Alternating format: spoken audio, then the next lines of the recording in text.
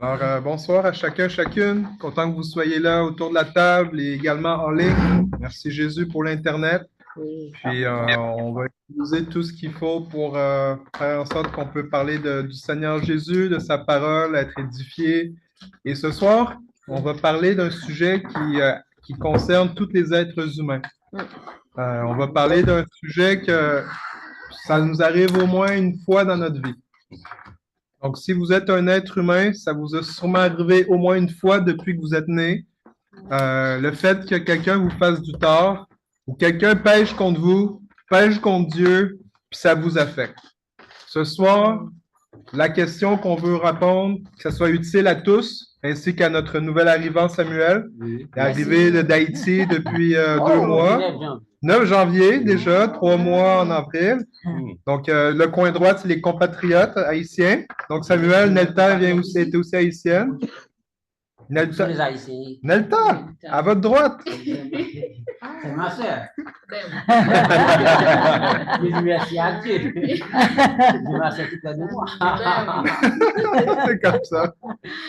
Donc, c'est vraiment un plaisir de pouvoir parler ce soir de comment adresser ça quand quelqu'un nous fait du tort.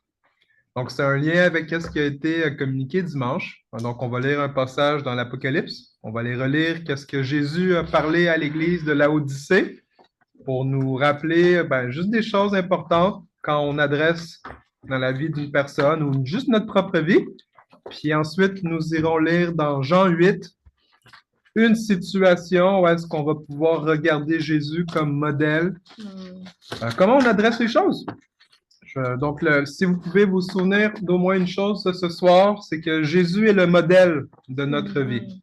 Donc, Jésus est le modèle dans nos réactions, dans nos comportements, dans nos actions, dans nos décisions, dans nos réflexions. Quand nous avons dit oui à Jésus, nous avons dit bye-bye à Babylone, bye-bye à l'Égypte, bye-bye à tout ce qui était de ce monde-ci, pour dire oui, Seigneur, nous voulons le pays céleste. Nous voulons la culture du royaume de Dieu. Donc, ce soir, si je le sommaire un petit peu plus, quand quelqu'un pêche contre moi, qu'est-ce que je fais? A compris? Je fais un tour de table, puis après ça, on lit dans la Bible, puis on converse ensemble.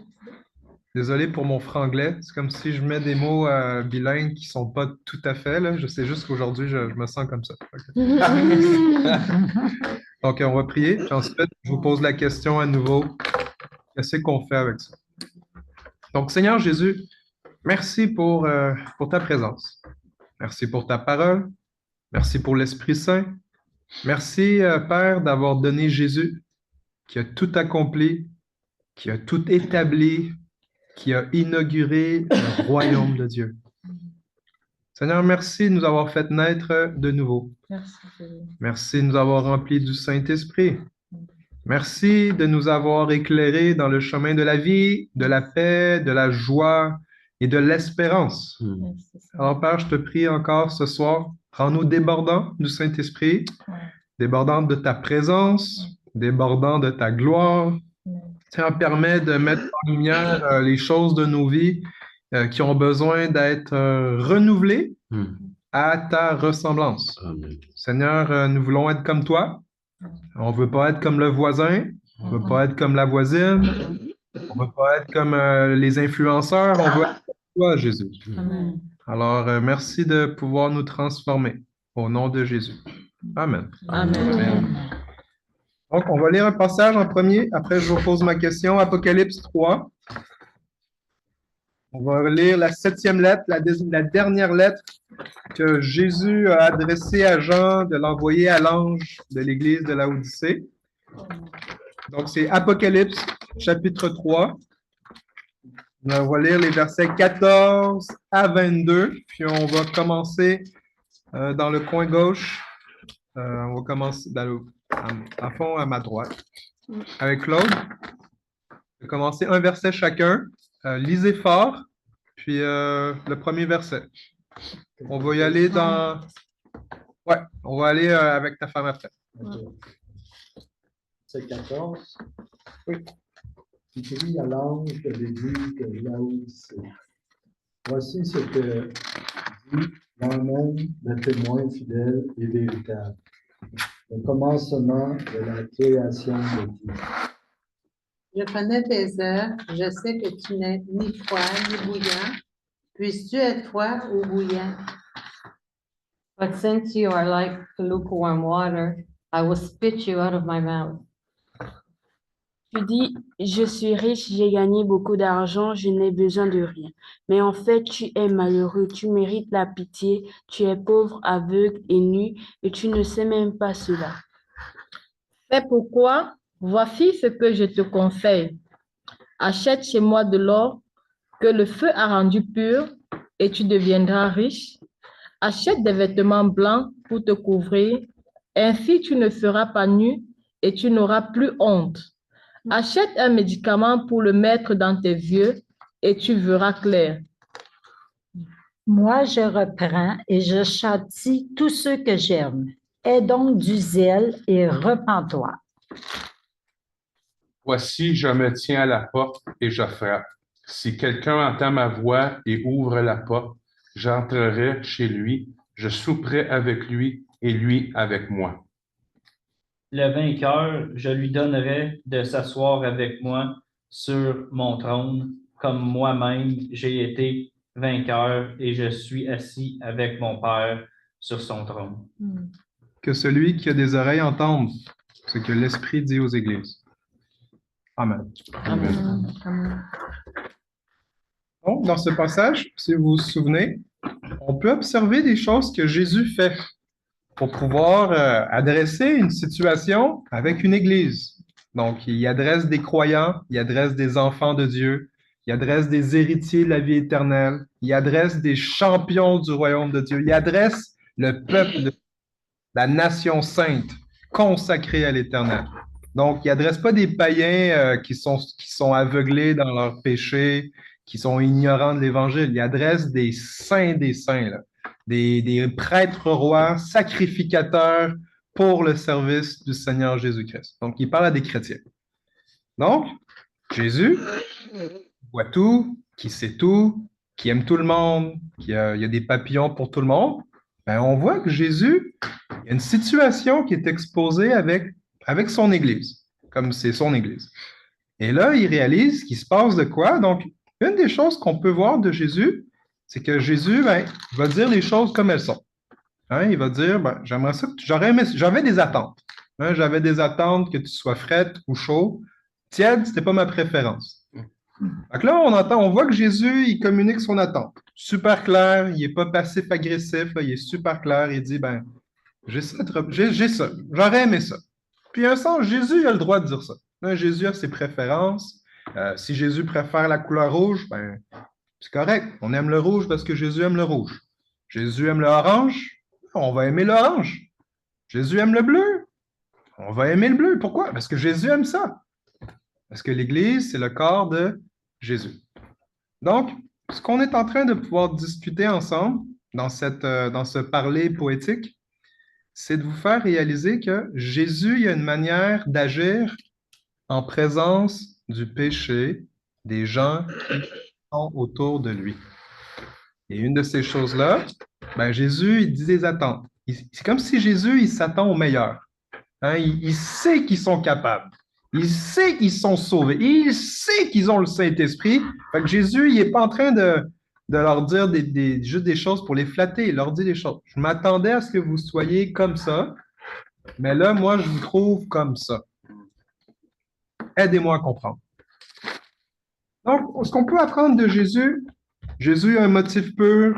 Jésus, il ne veut pas juste comme leur taper dessus, il ne veut pas juste les blesser pour les blesser.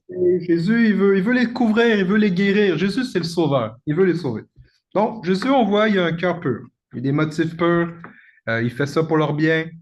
On voit que Jésus, ben, il n'est pas dans un style de vengeance non plus. Jésus, oui, il voudrait de l'eau froide ou de l'eau chaude. Tu lui donnes de l'eau tiède, ben, il ne garde pas, il va le vomir. Okay? Ça lui fait mal au ventre, fait que ça va sortir. Donc, Jésus, il ne fait pas semblant. Jésus vomit, il vomit, c'est tout. Mais ce qu'on voit, c'est que Jésus ne fait rien par vengeance. il y a un motif pur. Il cherche le bien des autres. Jésus veut partager comme la capacité de comment réussir ça, sa victoire. Jésus, on voit qu'il ne défonce pas les portes, il laisse choisir. Qu'est-ce que je veux dire par là? C'est que Jésus cogne à la porte. Jésus, il ne fait pas comme les colonels romains, il défonce les portes. Moi, je vais te dire tes 4 vérités, laisse-moi rentrer, pou! Non, Jésus, c'est pas un violent, c'est pas Zeus. Jésus, c'est pas un terroriste. Jésus, c'est pas Saddam Hussein ou Osama Ben Laden. Même Jésus, il n'est pas Donald Trump, là. Et Jésus, il cogne, puis il attend qu'on le laisse rentrer. Parce que Jésus aime. Et quand on aime, on laisse l'autre choisir. Si tu laisses pas l'autre choisir, ce n'est pas de l'amour, c'est pas de l'amour, c'est autre chose. C'est du contrôle, c'est de la peur, c'est de l'esclavage peut-être même. Puis Dieu voulait pas des esclaves, il voulait des fils et des filles. Dieu voulait une famille, donc il y a l'amour. Donc on voit que Jésus il est plein d'amour, mais il fait les choses comme il faut. Puis la dernière chose que je peux dire pour prendre exemple sur Jésus dans ce passage, c'est que Jésus à la fin va même nous dire écoutez qu'est-ce que l'Esprit dit à l'Église. Donc, on voit que certaines choses qu'on retire, Jésus, comment il a adressé le péché des gens. Jésus n'est pas devenu un monstre. Jésus n'est pas devenu une autre créature étrange. Jésus n'avait pas une double vie. Il a vraiment dit les choses comme elles sont. Et je vous ai fait un petit résumé de la prêche de dimanche. Fait que j'arrête là avec le résumé pour vous poser la question. Quand quelqu'un te fait du tort, l'Église de Laodicée a fait du tort à Jésus. Pourquoi? Parce qu'ils n'étaient pas alignés avec la tête. Jésus. Parce que s'ils étaient alignés avec la tête, il aurait été froid ou chaud. Ils auraient comme reconnu qu'ils étaient nus, pauvres, faibles, qu'ils avaient besoin de la grâce de Dieu. Eux, ils avaient oublié qu'ils avaient besoin de la grâce de Dieu. Fait qu'ils ont péché. Mais là, vu que nous, on n'est pas juste une église, on est des membres de l'église. Puis qu'on est parmi des gens, vos familles, vos voisins, les gens au TIC géant ou au dépendant Walmart, les gens sur la route, le monde sur la route, ils pêchent pas mal, là. Ils font de la vitesse, klaxonnent, font des doigts d'honneur. Puis tout ça pour dire, les gens, ils pêchent. Ça m'arrive de pécher. Désolé si vous pensiez que j'étais Jésus, je ne suis pas Jésus. Je veux juste vous dire, je veux juste comme péter le fait. Je ne fais pas exprès de pécher. Comme je fais en sorte de vivre dans la sainteté. Mais si je pêche, je sais que j'ai un avocat auprès du Père pour pouvoir me défendre et appliquer le sang de Jésus. Parce que quoi? Ben voilà, je ne suis pas au ciel encore. Puis ben, j'attends par la grâce de Dieu que Jésus vienne me libérer de ce corps charnel et mortel et me revêtir d'un corps glorieux pour lequel je vais pouvoir glorifier son nom. Et donc, jusqu'à ce moment-là, qu'est-ce qu'on fait? C'est une question que je veux vraiment qu'on puisse parler honnêtement, cœur à cœur. Voyez ça comme un cœur à cœur. Parce qu'il y a des chrétiens, je pense pas ici, OK? Je pense qu'en général, dans d'autres pays peut-être, mais ici à Hawkesbury, je pense qu'on est correct, là. Je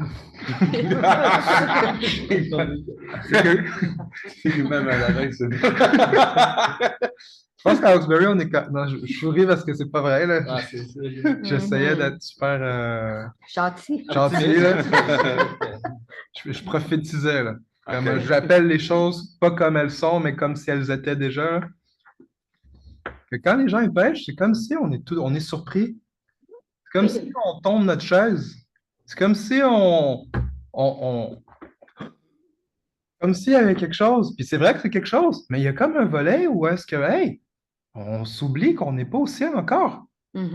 On oublie que, ben voilà, à part Jésus, tous les humains, depuis la création, ils ont des problèmes avec ça. Puis chacun doit chercher la sanctification, la pureté, puis à être dans cette droiture. On s'entend, c'est vrai, c'est ça la volonté de Dieu. Mais la réalité, c'est qu'il y a certains croyants, croyantes, que quand ils voient leur frère ou leur sœur pécher, ou des païens pécher, c'est comme s'ils tombent en dépression, là. C'est comme s'ils sont en mode, ben attention, là, moi je suis dans le monde, là. C'est comme si on oublie qu'on est dans le monde. On est dans un monde brisé. On est dans un monde où est-ce que les gens, ils sont rebelles à Dieu, rebelles à la parole de Dieu, puis même à l'Église. Il y a des gens qui sont rebelles à la parole de Dieu. C'est pour ça qu'on a besoin d'être en communauté, pour s'aider à apprendre à être loyal à Dieu. Fait que j'ai fini mon discours. Donc, comment on adresse ça? Comment vous vivez ça? Comment vous vivez ça? Comme, mettons, tu es entouré de gens qui pêchent. Ta job. Ah, oui. Qu'est-ce qu'à votre job, vous êtes entouré de pêcheurs? Levez la main. Ouais, merci pour le sondage. Qui est-ce que quand vous allez au Walmart, vous êtes entouré de pêcheurs? Je ne sais pas pourquoi, je ne sais pas d'où ils viennent. Qui est pêcheur? Ouais, c'est C'est ça. ça la question. Ouais, mais ils sont pas chrétiens, nous autres. On ne sait pas. On sait pas. On sait C'est pas. celui qui est empêché lui lance sa première pierre, hein, quand Jésus a dit. Oui. Ça, c'est le texte de tantôt. Mm. Donc, je vous fais juste réaliser ça, là. OK? On est entouré de gens. Je ne vous ai pas dit que vous, si vous péchez, OK? Je connais déjà la réponse. Ben oui. Mais la question, c'est, il y a une chose quand quelqu'un pêche contre nous, mais le péché d'un autre peut te faire pécher si tu gères pas bien ça. C'est sûr. Puis c'est de ça que je veux vous parler ce soir. C'est quand quelqu'un pêche contre toi ou tu es témoin d'un péché de quelqu'un d'autre, ça peut t'amener à pécher. Donc, si on parle comment est-ce que je réagis quand quelqu'un pêche, ben c'est super important de savoir qu'est-ce qu'on fait dans ce temps-là. Parce qu'on ne veut pas pécher, on peut pécher différemment de l'autre. Mais si je commence à juger l'autre puis lui lancer la pierre, ben je suis en train de pécher. Parce que celui qui n'a jamais péché lui lance la première pierre. Ça serait super audacieux qu'un être humain aille écouter Jésus, puis prendre la pierre, puis tirer la femme. À combien plus forte raison, nous, aujourd'hui, en 2025? Donc, voici ce que je ne suis pas en train de vous dire. Puis, normalement, vous êtes supposé le savoir. On ne pêche pas. OK? Le péché est jugé, mais le pécheur est justifié. OK? Jésus pardonne les pécheurs, mais le péché est condamné. C'est pas la même chose. Donc, comment on réagit? Comment réagissez-vous normalement? Là, c'est comme question cœur à cœur. Quand quelqu'un pêche contre toi, qu'est-ce que tu fais? A. Tu pries. B. Tu pleures. C. Tu cries. D. Tu pousses la personne. E. Tu appelles la police. F. Tu appelles le pasteur. C'est ça qu'ils le font, hein? All right. Je veux vous entendre. Quand quelqu'un pêche, qu'est-ce que vous faites pour ne pas pécher à votre tour? Yannick. Ouais. Moi, c'est dans mon aimant de transformation. Là, je ne dirais pas tout, là, mais je suis dans le. Je pourrais dire ça, donc réapprendre ce que je n'ai pas appris de mon passé, parce que où est-ce que je pensais que j'étais certain avec mon comportement. Quand tu es certain, que ce soit dans le bon, dans le mauvais, dépendamment, quand tu vas trop, on appelle ça la drive, tu n'aperçois rien. Tu ne vois pas les angles morts, tu ne vois pas les lumières, tu ne vois pas les avertissements parce que c'est comme ça. Fait que là, j'ai vécu des situations que Dieu m'a permis que je voie des choses, qu'à un moment donné, que j'ai mené en réflexion le lien d'attitude. J'ai marqué que quand tu as dit quelqu'un qui pêche contre toi, qu'est-ce que tu fais? Moi, j'ai marqué tout de suite mon lien d'attitude. Fait que pour moi, dans mon état personnel, je m'y ai mis une garde, si je peux dire, un avertissement, dans le moins des possibles, dépendamment c'est quoi qu'on va voir. Des fois, il y a des choses quand c'est banal, que c'est pas. Mais mettons que c'est quelque chose que ça serait comme un code rouge. Là, moi, je m'absente. J'esquive pas. Tu t'absentes. Ouais, j'absente dans le sens que me connaissant, je vais dire à la personne, on va se reparler là-dessus un autre jour. OK. Donc, on remet la conversation à un autre moment. Parce que si je ne fais pas ça, Dieu, il demande de te sonder. Il te sonde de te sonder. Il n'y a rien qui va sortir de bon. Il n'y a rien ça peut peut-être empirer la relation, la situation que si tu prends du recul, un time-out, là, nommez-moi si vous voudrez, que bon. tu pries, parce que tu as parlé de prière, Uh-huh. puis là, tu reviens. Fait que je résume. C'est ça. Time out. Ouais. Dépendamment c'est quoi, tu Mhm. vas te retirer, tu vas dire, écoute, cher ami, frère ou sœur, on s'en jase. C'est comme ça serait comme tes réactions. Oui. OK. Parce que moi, pour le moment-là, de ce que je vis, moi, pour certains cas, je ne serais pas prêt à l'affronter. C'est bon, ça? Ça peut offusquer aussi. Hein, là, c'est difficile encore pour moi de parler de ça, parce que ça allait arriver. Puis... C'est pour ça qu'on en parle ce soir. Garde ça en tête. Mais au moins, pourquoi on fait ça? C'est que normalement, dans votre vie, vous avez déjà expérimenté d'être en présence de quelqu'un qui parle. Peut-être vous-même, mais là, dans le fond, là, on ne parle pas de vous aujourd'hui. On parle de quand vous êtes témoin, victime, ou vous vivez le péché de quelqu'un, qu'est-ce que vous faites? Oh, Christelle. Bon. Je vais commencer par dire, en fait, comme quand j'ai cru au début de ma foi, quand quelqu'un péchait contre moi, ça me faisait tellement mal. Je devais médire de la personne, je devais parler mal de la personne. Tu devais quoi à la personne? Médire, comme dire des choses méchantes, là, ouais, calomnier la personne. Oui, je devais, en fait, murmurer, parler de la personne, ça, c'est ça. Et m'éloigner de la personne. Ouais. Mais après 2 ans de ma foi, ça a été un reproche que j'ai entendu constamment à l'église. En fait, le Seigneur a tellement reproché que maintenant, quand ça fait mal, je me retire et je prie. Oh. En fait, je recommande ce soir à l'Éternel parce que ça fait mal. C'est parce que quand quelqu'un pêche, tu vois encore un chrétien autour de toi, ça fait tellement mal parce que tu vois, c'est comme si la personne était Dieu, la personne passait autre part de ce que Dieu veut. Du coup, si tu te mets à regarder à ça, non seulement toi-même tu pêches et tu laisses la personne plonger. Donc, ce que je fais généralement, c'est que je me retire et je prie pour la personne. Fait qu'il y a un avant qu'il y ait Jésus-Christ dans ta vie. Oui. Puis c'était comme un peu de la vengeance, là. C'est comme je vais me venger. Mais quand tu as eu, mettons, 2 ans, tu avancé dans ta foi, là, tu as commencé à agir différemment, puis à te retirer, mais prier pour la personne. Merveilleux. Merci, Christophe. Quelqu'un d'autre? Rémi? Moi, je vais répondre à 2 questions dans le fond, parce que c'est comme une question généralisée. Il y a 2 questions, j'en ai posé une. Ouais, et où la deuxième question? Mais c'est comme généralisé. Tu as dit au début, tu avais dit comment vous réagissez au péché. Fait que moi, quand quelqu'un. Le péché d'un autre. Ouais, c'est ça, le péché d'un autre, c'est ça. Ouais. En général.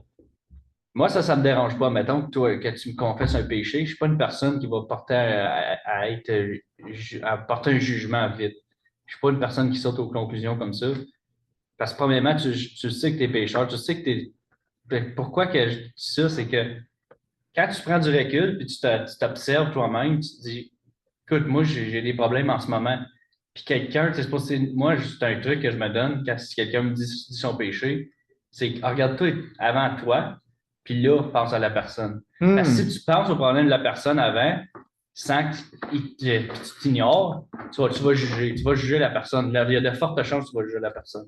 Fait que, puis, il y a une autre chose que j'essaie de faire, c'est que je médite sur mon esprit, puis je médite sur mes émotions. Ça, c'est une chose que c'est récent, que Dieu m'a mis sur le cœur. Puis, surtout les émotions. On roule trop par les émotions, on dirait. Fait que je me dis, si tu contrôles tes émotions, tu vas marcher par l'esprit. Fait que ça, c'est une autre chose. Puis, pour répondre à l'autre question, moi, j'avais eu une situation. C'est quoi l'autre question, juste pour nous mettre un contexte? C'est qu'est-ce que tu fais si quelqu'un pêche contre toi? Ouais. Fait que moi, je m'avais pogné avec quelqu'un. Je ne suis pas une personne qui se fâche vite. Je suis quelqu'un qui est patient. Mais je m'avais pogné avec quelqu'un sur le chantier parce que ça faisait de nombreuses fois qu'il me traitait d'incompétent. Puis, il avait même venu à me voir en personne. Puis, il dit, pas de même, tu fais ça, puis il a tassé des affaires, puis là, ça m'a mis d'un gond, puis j'ai envoyé le promener le bonhomme, puis j'ai dit, tu t'arranges avec tes problèmes, je l'ai traité de nom, puis tout, puis je suis parti. Puis là, Dieu m'a tout de suite, il m'a tout de suite mis sur le piton, puis ça a donné au break un peu. Fait que là, j'étais en train de manger, j'ai arrêté de manger. J'ai dit, ouf, ça va pas bien. Là, je prie Dieu, je me demande pardon pour Dieu. J'ai dit, non, je vais aller voir le gars, puis je vais aller me pardonner. J'ai été voir le monsieur, j'ai dit son nom, j'ai dit, écoute, moi, c'est pas de même que je marche par la foi. Puis je te demande pardon, tel. Puis il savait pas que j'étais chrétien. Puis après ça, le gars, ah non, c'est vrai, avant ça, quand on s'est rencontrés, mon foreman, lui, il avait vu que je m'avais pogné avec, puis tout, il est venu à me défendre. Mais moi, je me suis quand même senti mal à propos de ça. Fait que c'est là que j'ai demandé pardon après. Fait que pour dire, c'est quand quelqu'un réagit de même, c'est pas faut que toi tu médites, faut que tu te reviennes sur tes émotions, faut que tu contrôles tes émotions. Parce que la première affaire qui nous fait pécher, c'est toujours ça que j'ai remarqué, c'est toujours les émotions. C'est pas toi c'est pas ton corps, c'est l'émotion que tu as dedans de toi qui va te faire pécher. Fait que si tu apprends à contrôler tes émotions, tu vas pas pécher. C'est ça la clé, on dirait. Fait que toi, tu observes ça dans ta vie, tu rends témoignage quand gérant tes émotions, ça te garde à pas pécher, toi. Oui, ben, en gérant, qu'est-ce que je veux dire aussi, c'est que tu peux faire de la méditation aussi. C'est comme méditer sur tes émotions un peu.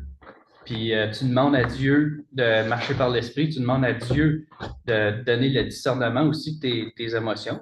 Parce que c'est comme un peu ça. Des fois, on peut mal discerner nos émotions, puis plus facile, plus tenté à marcher par les émotions. En tout cas, moi, c'est mon opinion personnelle. Ça, c'est récent, comme j'ai dit. Tu es en train de mettre ça en pratique. Ouais, c'est ça. Tu es en train d'expérimenter. Exactement. Là. Parce que comme que je disais, c'est pas une personne qui se fâche vite. Mais là, quand j'ai eu cette situation-là, j'ai dit, c'est un réveil. J'ai dit, il faut que je fasse ça. Puis, depuis ce temps-là, ben, j'ai dit, il faut que je médite sur mes émotions, puis il faut que je me contrôle. All right. Fait que c'est comme être conscient de ce qui se passe en dedans de nous, dans le fond, là. Exactement. Comme discerner de quel esprit on réagit, dans le fond. C'est ça. Dans le fond, je ne sais pas si vous vous souvenez d'une histoire. Je vais prendre un peu ce que j'ai compris pour le mettre en histoire biblique. À un moment donné, Jésus, il était avec ses disciples. Il passait proche de la Samarie. Puis il y a des Samaritains qui leur ont dit, tu ne passes pas ici, toi, juif.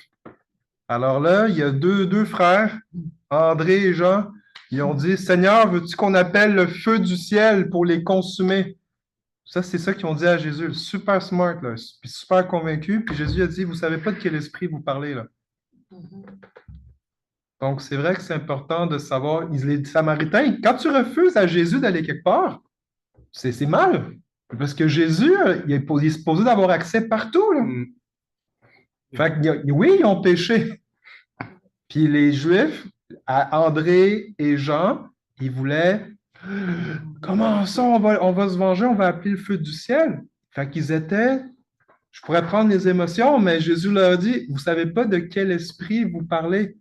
Donc, c'est important que quand on est exposé au péché des autres, puis si c'est vers nous qu'ils le font, c'est de s'assurer dans quel esprit on est quand on est pour répondre.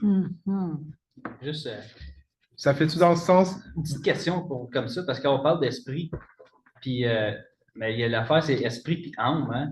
Quand tu dis de quel esprit vous parlez. Ça, je t'ai répété ce que Jésus a dit. Oui, c'est ça, exactement. Ouais. Oui. Mais moi, qu'est-ce qui me mélange là-dedans, c'est on n'a pas plusieurs esprits. On a comme un esprit.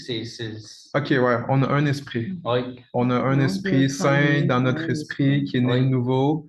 Puis il y a des esprits. Les anges, c'est des esprits. Oui, les esprits Dieu est un esprit. Oui. Les anges, c'est pas démoniaque, là. Les démons, c'est pas des anges. Non, c'est sûr, certain. Oui. Dieu est un esprit. Oui. Jésus, en ce moment, il est un esprit. Oui. Fait que voilà, tu peux être influencé auprès, peu importe là. Jésus est en train de leur dire, vous savez pas c'est quoi la source spirituelle que vous avez connectée pour affirmer que vous allez envoyer le feu sur les Samaritains. Oui. Fait que ce serait, esprit veut dire vent, veut dire, en grec c'est pneuma, donc c'est l'air, c'est des vents, c'est ça je pourrais dire. Mais tu serais quand même prêt à dire qu'ils parlaient par les émotions aussi, parce qu'ils ont réagi sur l'émotion de la frustration. C'est pas ce que Jésus a dit. Dans le fond, si Jésus qui a dit quelque chose, je vais me concentrer sur ce que Jésus a dit. Si Jésus a dit, vous savez pas de quel esprit, il n'a pas parlé d'émotion. Non. Puis ben, si j'irais voir dans le grec de l'Évangile, ça dirait pneuma. Il parle d'esprit. Fait qu'ils sont manipulés par les esprits. C'est de ça que ça parle. Ils ont répondu. Fait que c'est ça où est-ce que si quelqu'un pêche contre toi, ça peut t'amener à pécher. Oui. C'est ça le point, c'est que ça peut être tes émotions, mais ça peut être une tentation. Oui. Pensez à Caïn. Caïn, il est jaloux de son frère. Et là, Dieu, il apparaît, il dit, pourquoi tu as une mauvaise mine comme ça? Pourquoi tu es frustré, Caïn? Puis là, il dit, ben, si tu fais ça bien, tu vas pouvoir aussi être béni, quelque chose comme ça, je paraphrase. Et là, il dit, parce que maintenant, le péché est tapis à la porte, mais toi, domine-le. Le péché, là, c'est comme un petit chien. Je vais vous décrire comment moi je le vois, OK? Quand dans ma tête, quand je suis exposé à une possible tentation, parce que tentation n'est pas péché. OK? Jésus a été tenté en toutes choses, jamais péché. Ça veut dire, avant qu'on connaisse Jésus, OK, ben on est tenté et on pêche. C'est automatique. Mais là, quand Jésus est venu nous libérer, nous affranchir, on est tenté, maintenant je peux dire non au péché. Je vais juste vous faire rappeler ça, là. Vous n'êtes plus esclave du péché. Si on pêche, c'est parce qu'on choisit de le faire. Ou B, c'est parce qu'on est mélangé dans nos raisonnements. Ou C, on s'ennuie. Bref. Donc, vous voyez-le comme un petit chien qui serait derrière la porte, puis en train de japper. Ouf, ouf, ouf. Je ne suis pas un chien, je ne suis pas à Toronto en ce moment-là. Je veux juste vous dire, je fais juste l'exemple. Désolé. J'ai enregistré, fait que je voulais être sûr qu'on ne va pas m'interpréter. Fait que le petit chien est en train de japper. Fait que là, oh, il y a un petit chien à la porte. Mais là, tu ouvres la porte, finalement, c'est un gros chien, puis il te mord la jambe, puis il dit, ah ah, c'est ta faute. Moi, c'est comme ça que je vois le péché. Le péché, c'est pas une idée, c'est un démon, c'est un esprit, c'est une créature. Et quand il va nous attirer notre attention, il va nous tenter, parce que dans le fond, il veut qu'on le remarque. Il veut dans le fond, tu peux être ignorant du péché, puis c'est la titre, mais il veut que tu le remarques.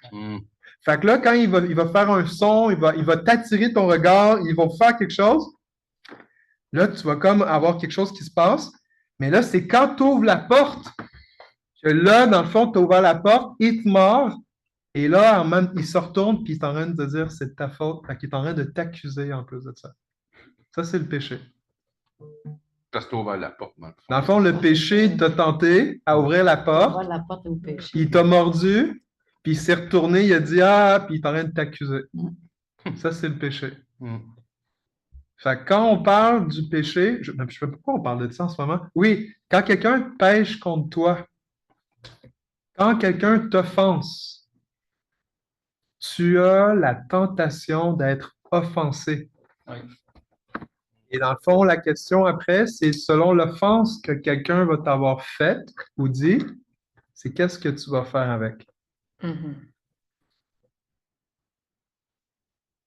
Quand quelqu'un pêche contre toi, c'est une autre manière de dire il m'a offensé.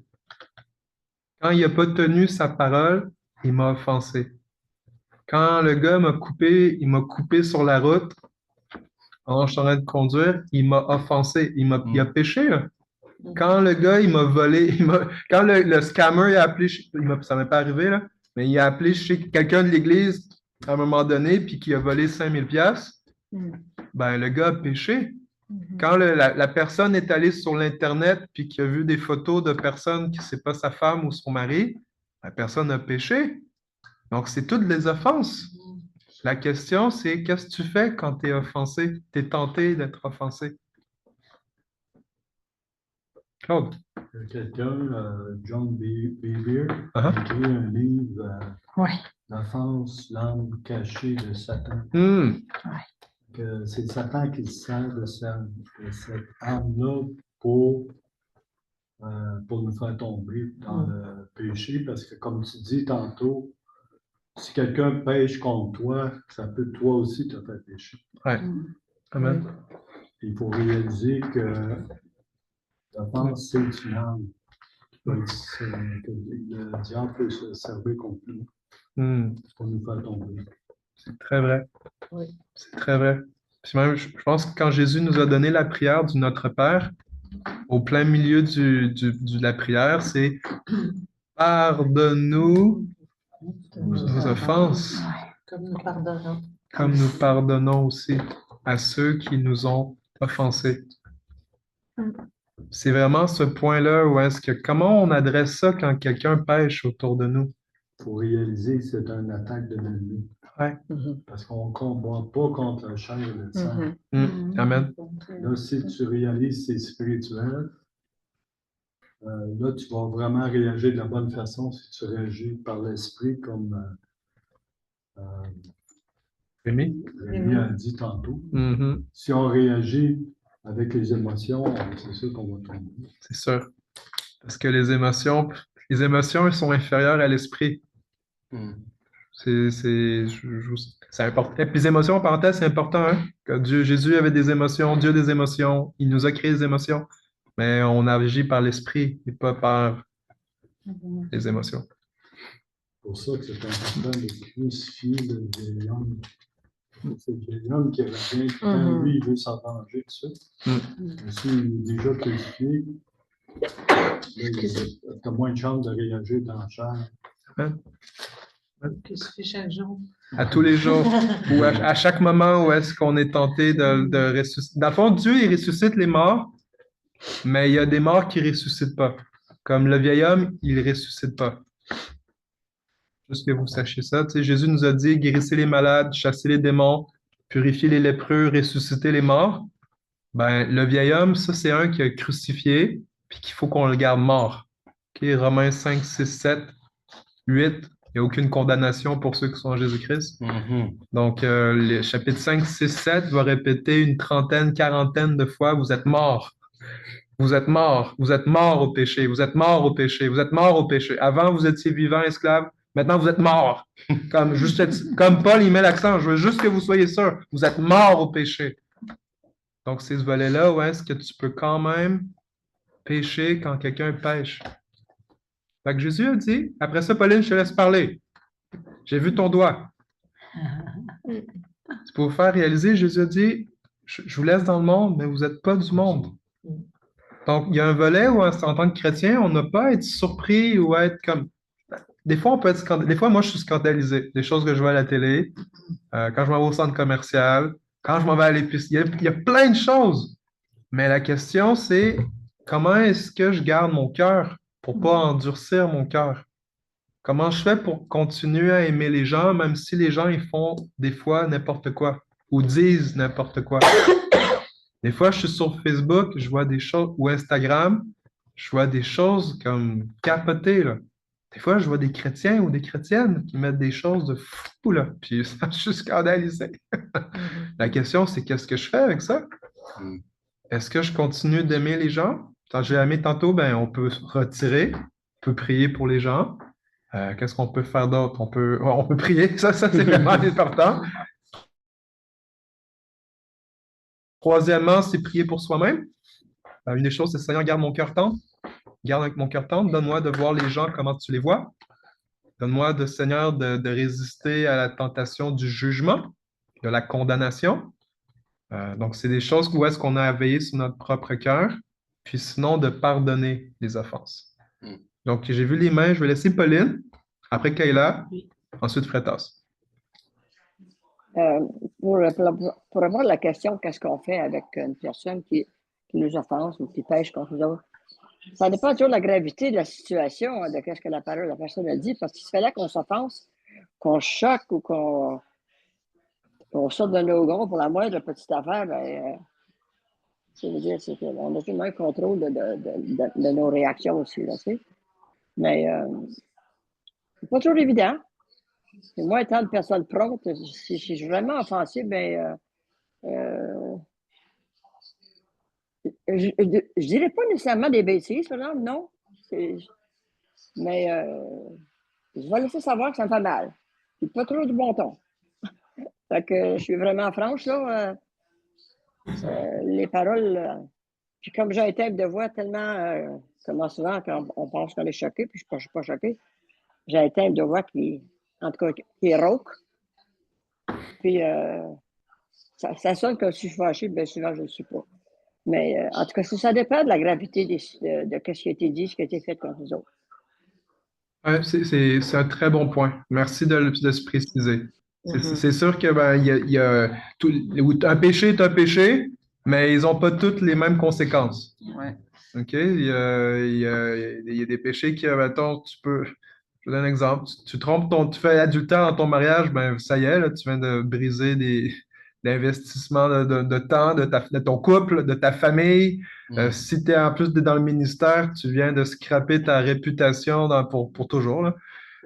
Si tu voles au dépanneur, OK, peut-être qu'on ne te pognera pas, mais si tu t'habitues à pogner un paquet de gomme au dépanneur, euh, si tu t'en vas dans le magasin, ça va juste comme tu vas voler un chandail, puis à un moment donné, tu vas voler le gouvernement, puis à un moment donné, ben, tu vas voler Dieu. Comme il y a tout un volet où est-ce que, je vais vous dire, si tu pêches contre une personne, à la base, tu pêches contre Dieu. OK? Mais c'est vrai qu'il y a une différence. Fait qu'il y a des choses qui vont changer plus facile. Vraiment, il y a des choses du jour au lendemain. C'est la réalité. C'est pour ça qu'on a à réfléchir à qu'est-ce qu'on fait. En 3 secondes, tu peux faire un enfant. En 3 secondes, tu peux faire de quoi qui va te ramasser en prison pour toujours. Fait qu'il y a des choses qui peuvent se faire en pas beaucoup de temps, puis qui ont un impact incroyable pour longtemps. Donc ça, c'est l'impact de nos décisions. Puis il y a une autre chose que Pauline a dit, c'est vrai, quand on vit les choses, on peut vivre ça difficilement. On peut je vais soulever un de ces points-là que tu as dit, Pauline, dire à l'autre que ça fait mal. Ça, c'est bien de pouvoir dire ça, parce que c'est un fait. Le péché, si c'était vraiment bon pour quelqu'un, ben Jésus ne serait pas venu nous en délivrer. Il aurait dit, ah, c'est correct, je vais vous laisser avec. Ça vous fait tellement du bien. Que non, ça fait du mal, ça détruit. Puis c'est ce volet-là où est-ce qu'on a besoin d'être conscient de ça. Quand on est témoin du péché des gens envers nous ou dans d'autres circonstances, ouais, il peut y avoir une tristesse, il peut y avoir une douleur. Parce que le péché, le salaire du péché, c'est la mort. La mort, c'est la mort tout le temps, là. Donc c'est pour ça qu'on veut la vie, nous. Alors merci Pauline de ce partage. Denis, je vois ta main, mais avant, il y a Kayla, Fretas. Après ça, toi, Denis. Moi, pour répondre à la question, comment dois-je garder mon cœur pour ne pas pécher? Moi, par exemple, je vais comme donner une situation comme qui m'est arrivée aujourd'hui à l'école. On jouait au volleyball en gym aujourd'hui et comme il y avait toujours, dans l'équipe, il y a ceux qui sont bons, il y a ceux qui sont moins bons. Et comme, comment est-ce que j'ai fait comme pour me mettre à la place comme des autres qui jouaient pas bien? Parce que moi, au volley, je suis comme pas pire, je vais dire, là. Mais comme moi, je me mettais toujours à la place de l'autre. Comme je me disais, si c'est moi comme qui jouais mal, comment est-ce que j'allais me sentir? Et à la place comme de juger l'autre, comme je me mets à sa place et j'essaye de l'encourager. Parce que des fois, encourager, ça aide. Comme ça donne la motivation et ça fait comme se concentrer plus. C'est ce que je voulais dire. Wow, merci Ouais. Kayla. C'est magnifique. C'est génial ça. Quand tu as dit ça, ça me faisait penser à Jésus. Ouais. Parce que Jésus a dit, faites aux autres. Ne faites pas aux autres ce que vous ne voulez pas qu'on vous fasse. Ouais? Ça, c'est la règle d'or.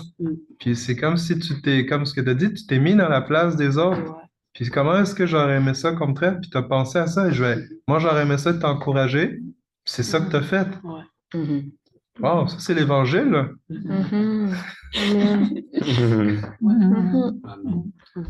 Merci, Kayla. Merci.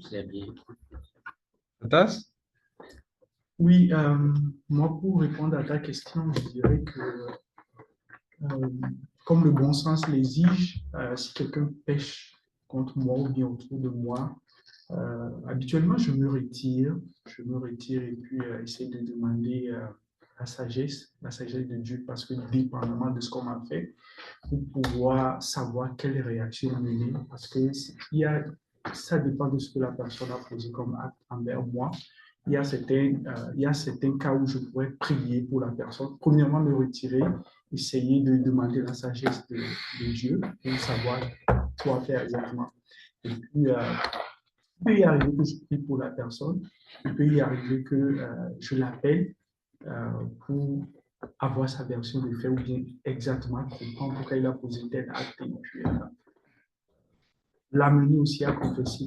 Mais j'ai aussi remarqué avec le temps que c'est pas forcément la bonne méthode.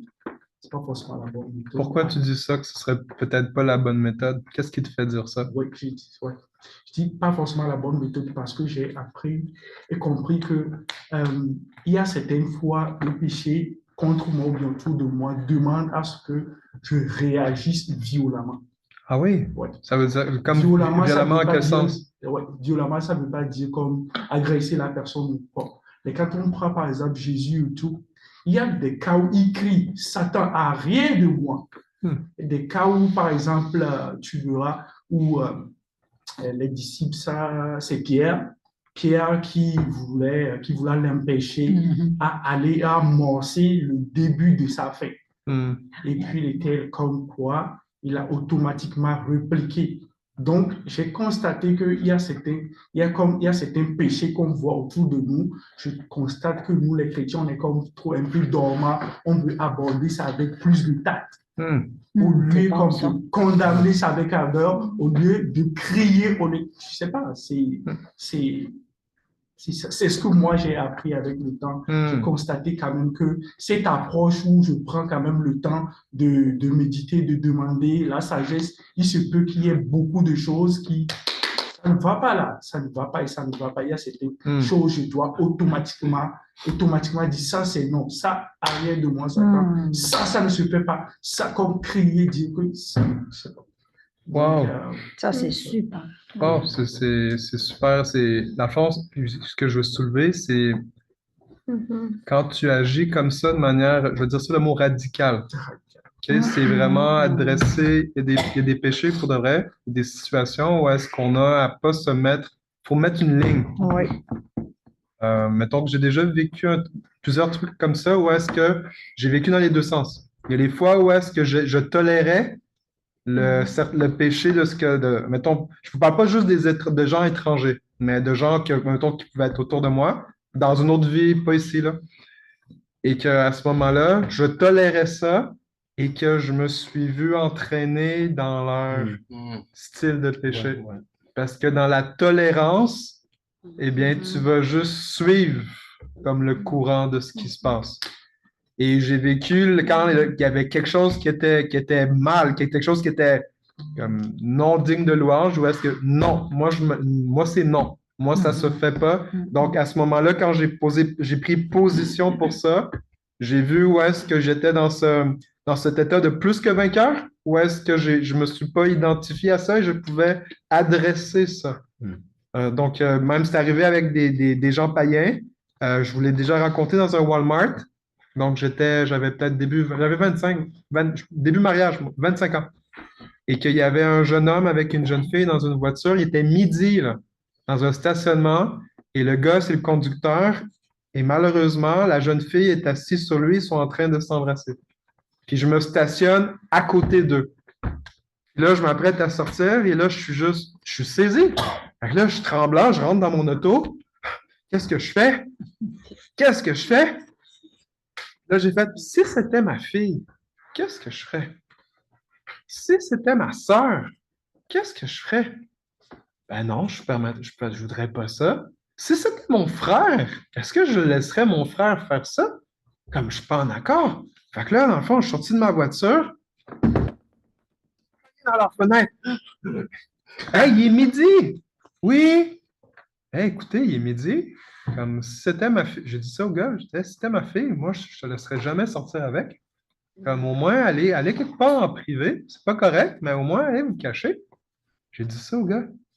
Mais monsieur, c'est pas moi, c'est elle! C'est ça qu'il a dit.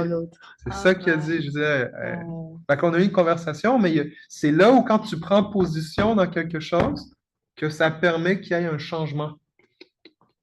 Ça, je veux soulever ça. Donc, oui, il y a un volet où est-ce qu'en tant que chrétien, je vous dis, si vous regardez certaines situations, ça, il faut choisir nos combats.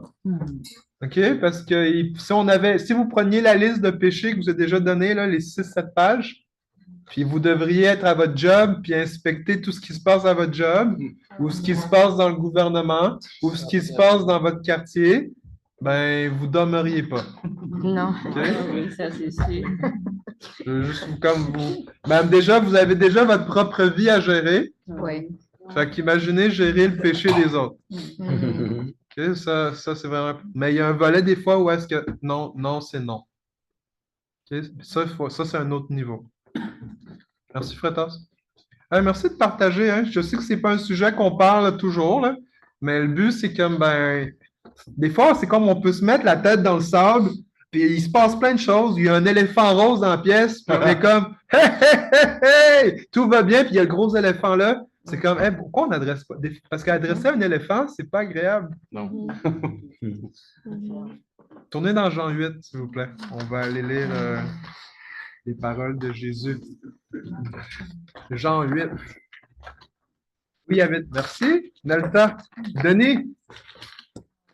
Denis, j'avais dit que tu allais pouvoir parler après Fretas. Donc, si tu peux ouvrir ton micro.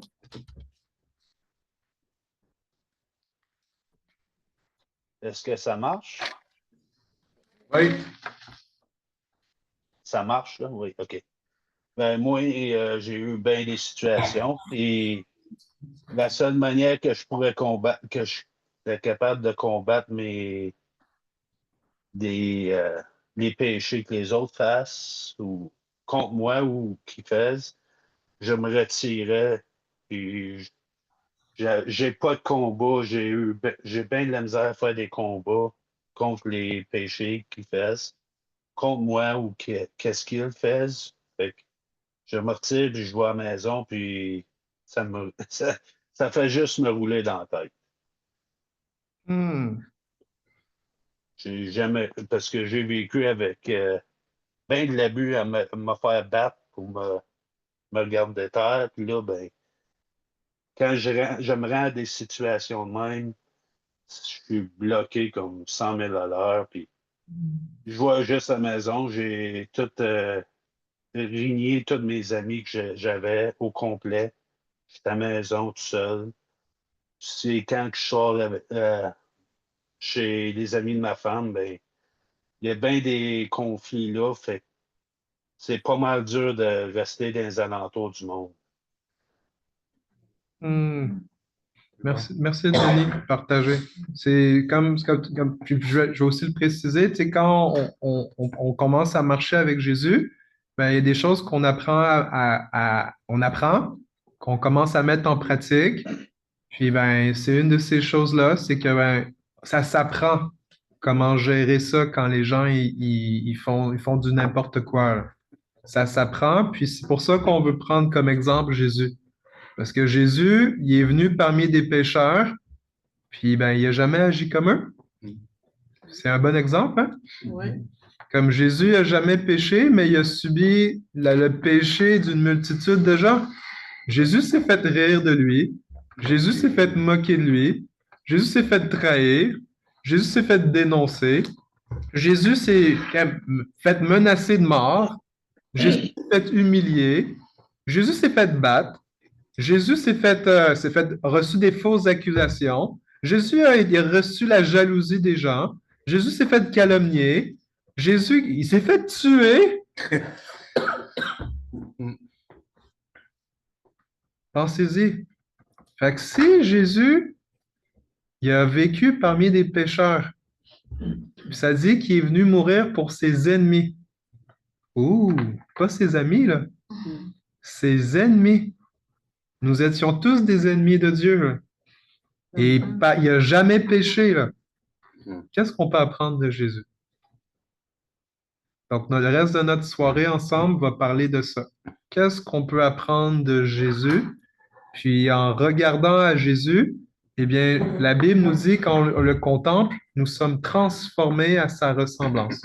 Dans 2 Corinthiens, 2 Corinthiens, chapitre 5, là où est l'Esprit du Seigneur, là où est la liberté, c'est dans ce passage-là où ça dit que le voile a été enlevé sur nos yeux et en le contemplant, nous sommes transformés à sa ressemblance. Donc, je veux vous rappeler, vous êtes des enfants de Dieu, okay, à cause de Jésus-Christ. Qui vous êtes a été établi parce que Jésus, le Fils de Dieu, il est venu nous montrer comment vivre ici. et jamais péché, parfaitement vécu parmi nous, crucifié comme les Écritures l'annonçaient, ressuscité 3 jours après comme les Écritures l'annonçaient, et ça nous a donné accès de devenir enfants. Donc à ce moment-là, c'est quand on regarde à Jésus, on est en train d'apprendre qui nous sommes maintenant. Et si Jésus il adresse bien les gens qui sont dans le péché, eh bien, ça va nous parler sur comment nous, on est supposé être en regardant à lui, parce que c'est lui notre modèle. Donc, on va lire ensemble Jean chapitre 8, les versets 1 à 11. Et nous sommes rendus à Fridolin. Donc, le verset 1, on va se rendre jusqu'à Frétas. Et par la suite, en ligne, c'est Hélène, Jean-Maurice, Pauline, Mélissa. OK? Donc, quand ce sera votre tour en ligne, je vais vous le dire. Donc, Fridolin, quand tu es prêt. Jésus se rendit à la montagne des Oliviers.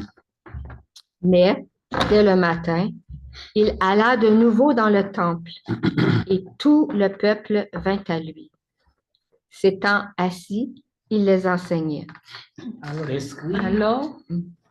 les spécialistes de la loi et les pharisiens amenèrent une femme surprise en train de commettre un adultère. Ils la placèrent au milieu de la foule.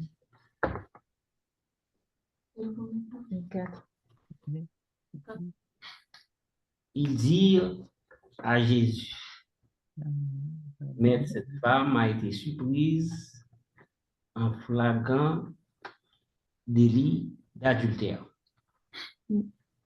Or, dans la loi, Moïse nous a ordonné de la lapider, les femmes de ce genre. Toi, quel est ton jugement sur ce cas? Verset 6. En lui posant cette question, il voulait lui tendre un piège dans l'espoir de trouver quelques prétextes pour l'accuser. Ouais, non, je pense que ça continue. Mais Jésus se baissa et se mit à écrire du doigt sur le sol. Je pense que c'est... Merci. Donc, attends, Hélène, je vais juste laisser Normand lire le verset 7, puis après ça, tu vas faire verset 8. OK. Comme il continuait à l'interroger, il se releva et leur dit, que celui de vous qui est sans péché jette le premier la pierre contre elle. Et s'étant de nouveau baissé, il écrivait sur la terre. Quand ils entendirent cela, accusés par leur conscience, ils se réitérèrent un à un, depuis le plus âgé jusqu'au dernier. Et Jésus resta seul avec la femme qui était là au milieu. Avez-vous entendu? Oui, merci. Pauline? OK. Alors, s'étant relevé et ne voyant plus que la femme, Jésus lui dit, « Femme, où sont ceux qui t'accusaient? Personne ne t'a-t-il condamné? »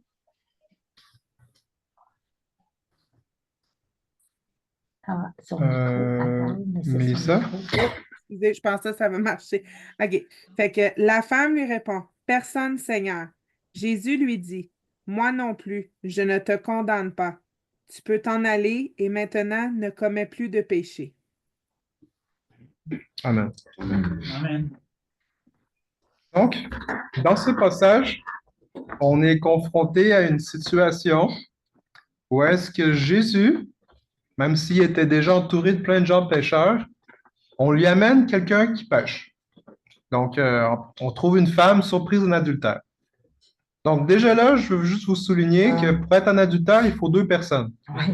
Il est où l'homme? OK? Donc, juste là, on voit l'hypocrisie des accusateurs. On voit vraiment le cœur tordu de ces gens religieux. Parce que s'ils étaient vraiment des gens qui craignent Dieu, le Seigneur ne prend pas plaisir à 2 poids, 2 mesures. Une balance, c'est 1 poids, 1 mesure. Donc, normalement, si tu accuses cette femme surprise en adultère, tu serais supposé également accuser l'homme qui est surpris avec elle en adultère. Ça, c'est la justice de Dieu. Donc, déjà là, on voit que les gens, ils Ils sont faux, là.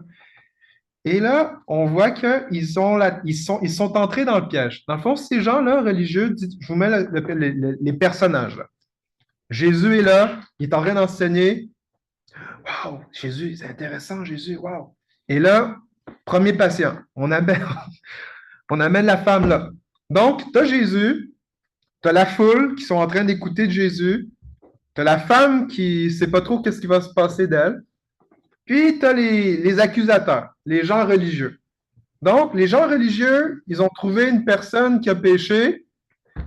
Ding, ding, ding, ding, ding. On va la mettre à mort. C'est ça le point. Le fait d'avoir été en présence d'une femme, de cette personne-là, là, normalement, là, mais cette femme-là en adultère, leur réaction face au péché de l'autre, ça n'a pas été de prier pour elle. Ça n'a pas été de dire, oh, ma pauvre enfant, qu'est-ce qui se passe ici? Alors même, il y a certaines versions où est-ce dans les commentaires, c'est qu'ils n'ont pas pris le temps de la rhabiller, là. Ils n'ont pas dit, oh, remets ta robe de non, là. Ils l'ont surpris. Pensez juste à ça. Quand on est dans le mode jugement, il n'y a aucune miséricorde. Aucune miséricorde. C'est une chose de voir le tort d'une personne, mais c'en est une autre d'avoir aucune miséricorde pour la personne. De ne pas considérer l'honneur d'une personne, la dignité d'une personne. Ces gens religieux qui étaient tellement, malheureusement, ils avaient cet esprit-là je vous le dis, un esprit, un démon, une entité. Ils étaient verrouillés dans le jugement parce que dans le fond, eux, ils étaient religieux. Donc, tout ce qui était extérieur, ils étaient super agités, là. Ils étaient zélés pour qu'est-ce qu'on voyait, mais ils étaient immobiles pour tout ce qu'on ne voyait pas. Et c'est là qu'on peut voir que ces gens-là, ils avaient une réaction qu'on peut des fois retrouver dans nos propres vies. Tu sais, tantôt Kayla, elle a dit, si j'avais été à sa place, comment est-ce que j'aurais aimé qu'on me traite? Est-ce que les religieux, ils ont appliqué la règle d'or de Jésus? Non. Non. Pourquoi? Parce qu'ils n'étaient pas des disciples de Jésus. Ils ne croyaient pas dans les paroles de Jésus. En fait, ils pensaient que Jésus, c'était un imposteur. Ils pensaient que Jésus, c'était une fraude, là. Comme il se dit être le Fils de Dieu. Pour qui il se prend? C'est un blasphémateur. Fait que déjà là, les gens, ils n'arrivent pas à saisir le cœur de Jésus. Ils ne sont pas capables de recevoir l'enseignement de Jésus parce que leur cœur n'arrive pas à reconnaître qu'ils ont Dieu devant eux. Donc là, nous, on sait qu'on a Dieu devant nous parce que on a lu la Bible, puis Jésus, il s'est révélé à nous par sa miséricorde. Donc là, on voit comment Dieu va traiter cette femme-là. Donc, Jésus, il reçoit cette femme. Il entend les accusations, puis voici la première chose. C'est que Jésus ne va pas se fier sur qu'est-ce que les accusateurs vont dire.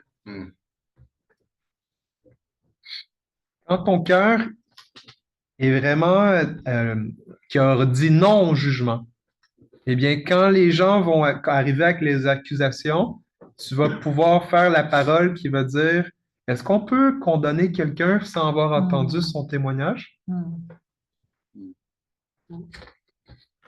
Nicodème va dire ça à un moment donné quand les gens veulent tuer Jésus. Ils vont dire, est-ce que notre loi nous permet de condamner quelqu'un sans avoir entendu qu'est-ce que la personne dit? Et dans ce cas-ci, c'est que les gens religieux veulent que Dieu juge cette femme-là basée sur leur propre accusation, leur propre perception de la loi.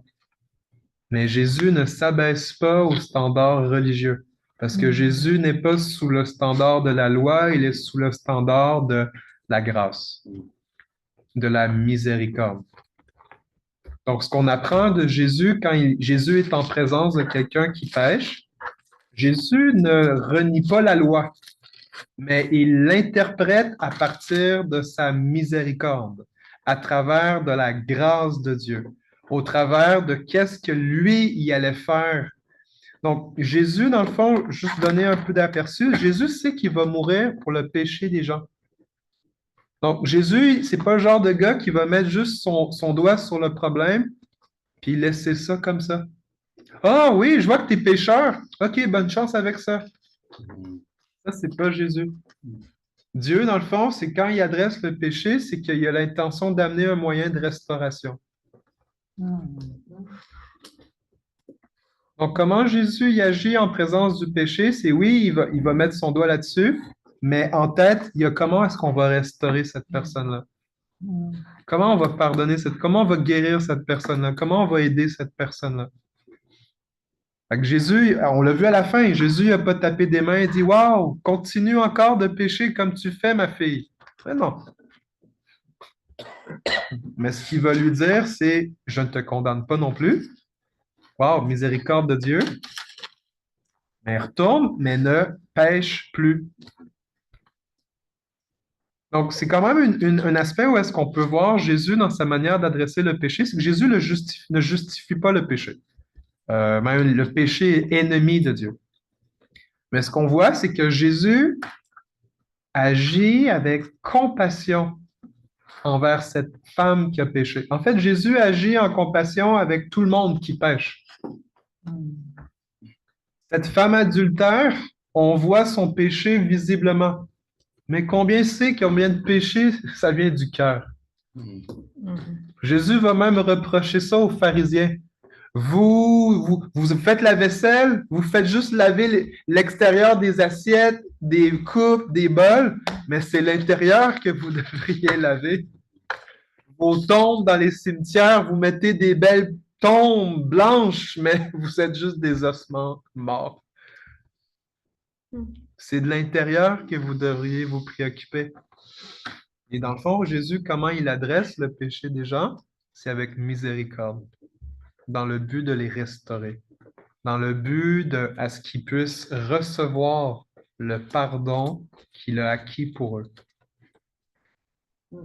Donc, c'est là qu'on peut commencer à voir, OK, est-ce que moi, quand je suis en présence de quelqu'un qui pêche, j'ai-tu un modèle de Jésus dans ma tête, comment répondre et réagir au péché de quelqu'un? Ou j'ai le modèle des pharisiens religieux secs que je refais, que je pratique. C'est qui mon modèle? Jésus ou les pharisiens? Jésus. J'aimerais te dire Jésus, oui. OK, là, j'aimerais ça dire ça. J'aimerais te confesser qu'à chaque fois qu'il y a un péché de quelqu'un, moi, je suis Jésus, mais non. J'aspire au but. C'est pas que j'ai atteint le but, la fin de la course, mais j'aspire. C'est pour ça, le disciple va être comme son maître.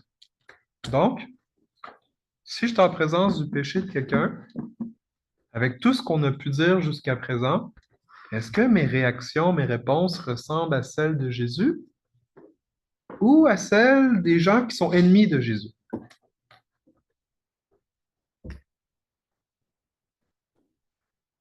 C'est comme un choix de réponse, c'est soit A, c'est soit B. Vrai ou faux? Genre, c'est option A, je veux Nelta.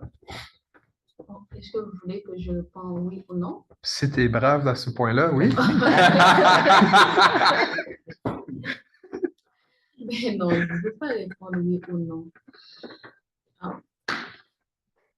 Comme pour moi, quand je suis en face de quelqu'un qui pêche, si c'est quelqu'un qui ne connaît pas, ou même si la personne est chrétienne, s'il est dans l'église, tu vois que la personne a quelque chose, il combat, et moi, ça me fait mal. Et parfois, je peux même prier, je prie pour la personne, je peux même prier avec la personne. Si c'est quelqu'un qui n'est pas chrétien, si c'est contre moi, parce que c'est différent quand tu vois quelqu'un pêche. Si ça ne te touche pas, parfois, ça ne te dit rien. Mais parfois, quand ça te touche, c'est là le problème. C'est si c'est contre toi. Si c'est contre moi, parfois, pour le moment, je suis énervée. Après, je dis, OK, c'est pas quelqu'un qui est chrétien. Il ne connaît pas Dieu. C'est normal qu'il réagisse ainsi. Mais moi, mon problème, c'est avec les gens de ma communauté ou de l'église, des frères et sœurs. Parfois, ce qui arrive, la personne est là avec toi, la personne dit quelque chose, la personne même te parle de Dieu, on est là ensemble. Et puis, tu vois, ce que la personne te dit et son comportement, c'est tout à fait différent. C'est comme la personne te voit quelque chose, ou à l'église, la personne est une personne, et en dehors, et là, tu es face à ça. Tu vois la personne qui est une personne à l'église ou avec les autres, et tu es au courant de ce que la personne fait. Il fait tout le contraire. Parfois, moi, ça, je ne peux pas le supporter. C'est comme ça, comme je dis souvent, je perds confiance en l'humanité. Ça me fait perdre confiance en les gens de l'église. Moi, j'ai grandi dans l'église et et j'ai tellement vécu cette situation. Arrivé à un moment, je ne crois plus aux gens de l'église. Je disais toujours à mes amis, si j'arrive quelque part, quelqu'un me dit, oh, je suis chrétien, je vais faire quelque chose avec toi. Du moins, je dis non. Parce que pour moi, cette personne va me faire un mauvais coup. Je l'ai tellement vécu. Là, c'est quand la personne, c'est pas forcément contre moi. Avant, quand une personne péchait contre moi ou quelqu'un me fait quelque chose, j'ai réagi automatiquement. C'est comme blessure pour blessure, coup pour coup. Tu me fais quelque chose, j'ai réagi. Mais avec le temps, j'ai prié, c'est quelque chose que j'ai tellement prié parce que ce que je comprends, quand tu as quelque chose qui te blesse profondément, Dieu permet que ça t'arrive, juste que tu sois guéri. Et puis, avec la prière, souvent dans la Bible, je retenais cette verset qui dit, si tu aimes ta vie plus que moi, tu n'es pas digne de me suivre.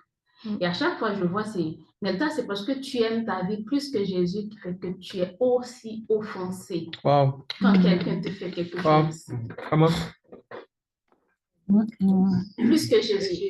Parce que Jésus a dit, si tu aimes ta vie plus que moi, tu n'es pas digne de me suivre. Pourquoi je suis offensée quand quelqu'un me fait quelque chose? C'est parce que je suis moi. C'est Nelta qui est offensée. Mais si j'aime Jésus beaucoup plus que moi, quand quelqu'un me fait quelque chose, je vais dire, je suis mort. Donc, je ne suis pas vivant, je ne peux pas ressentir ce que les gens me font. Moi, c'est pour ça que j'ai pris. Bon, moi, c'est mon processus de prière. Continue. Vas-y, prêche. Vas-y, continue, là, Nelta, t'es dans le flow, là. Vas-y. C'est mon processus de prière quand quelqu'un me fait quelque chose pour prier pour que je meure. Et puis pour que cette chose que la personne me fait ne me fait plus mal. C'est comme l'offense que la personne me fait. C'est comme si je ne suis plus là, la personne ne m'offense pas, il offense Jésus qui est en moi. Quand Jésus n'est pas offensé, il pardonne. Donc je prie, Seigneur, quand quelqu'un me fait quelque chose, aide-moi à pardonner. Je n'arrive pas, c'est pas aussi facile. C'est comme là, je suis dans la lutte. Quelqu'un me fait quelque chose, je suis entre Nelta qui veut réagir et entre Nelta qui dit non, tu es mort, tu dois pardonner. Et commence à prier, Seigneur, aide-moi à pardonner telle personne, comme toi tu me pardonnes, aide-moi à pardonner telle personne. Et là, c'est ma propre vie à moi. Merci, Nelta. C'était très édifiant. Très édifiant. Je vais faire un Selah ici. Je vais juste prendre un respire pour. OK, wow. C'était une parole lourde. Il y avait l'onction, là. C'est du vécu. Ouais, c'est vraiment ça. Ça rentrait direct, là. Ça rendait témoignage. Merci à tout le monde de partager, là. Je vais juste vous dire, des fois, ben, ça arrive. Genre, l'Esprit de Dieu met sur quelque chose, puis c'est comme, OK. Oh. Je pense que la phrase, c'est si j'aime plus ma vie que Jésus, je suis pas digne de le suivre. C'est parce que nous aimons notre vie plus que Jésus que nous nous sentons offensés. Ouais. Parce que si c'était Jésus qui vivrait en... Si c'est Jésus qui aurait... Je veux pas massacrer ce que tu as dit, là, mais le fait de dire comme que ben, si c'est Jésus qui est là, si moi je suis mort, si David est mort, ben à ce moment-là, ça va être encore plus simple de pardonner. Mais si je suis comme dans l'offense qui est comme ben c'est David, c'est pas Jésus, parce que Jésus, il pardonne les offenses. Donc ça l'amène à un mot-clé. Lynn, j'ai vu ton petit doigt. J'ai vu aussi Evelyne. Un des mots-clés que tu as dit, puis qu'on voit de comment Jésus y agit, c'est le pardon. Jésus, oui, a pardonné la femme ici, mais c'est pas la seule que Jésus a pardonné. Jésus a pardonné les accusateurs de la femme.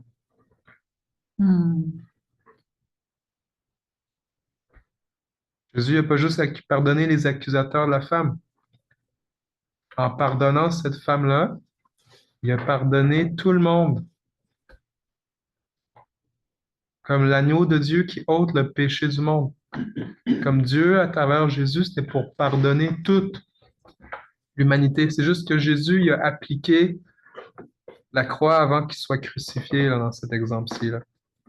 Parce que Dieu est un Dieu qui pardonne. C'est pas un Dieu de vengeance.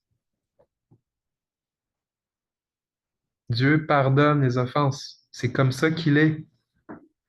Pourquoi on le sait? Parce que Jésus est Dieu.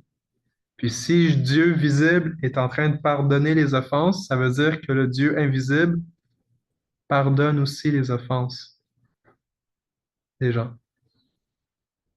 Et ça, c'est une des premières choses qu'on doit faire en présence du péché des gens, c'est de pardonner. Parce que pardonner, c'est pour protéger ton cœur à toi. C'est pas d'excuser l'autre. Et il y a des choses que vous vivez dans vos vies en ce moment, c'est inexcusable. Et il y a des choses que je sais, des choses que je ne sais pas, mais Dieu le sait.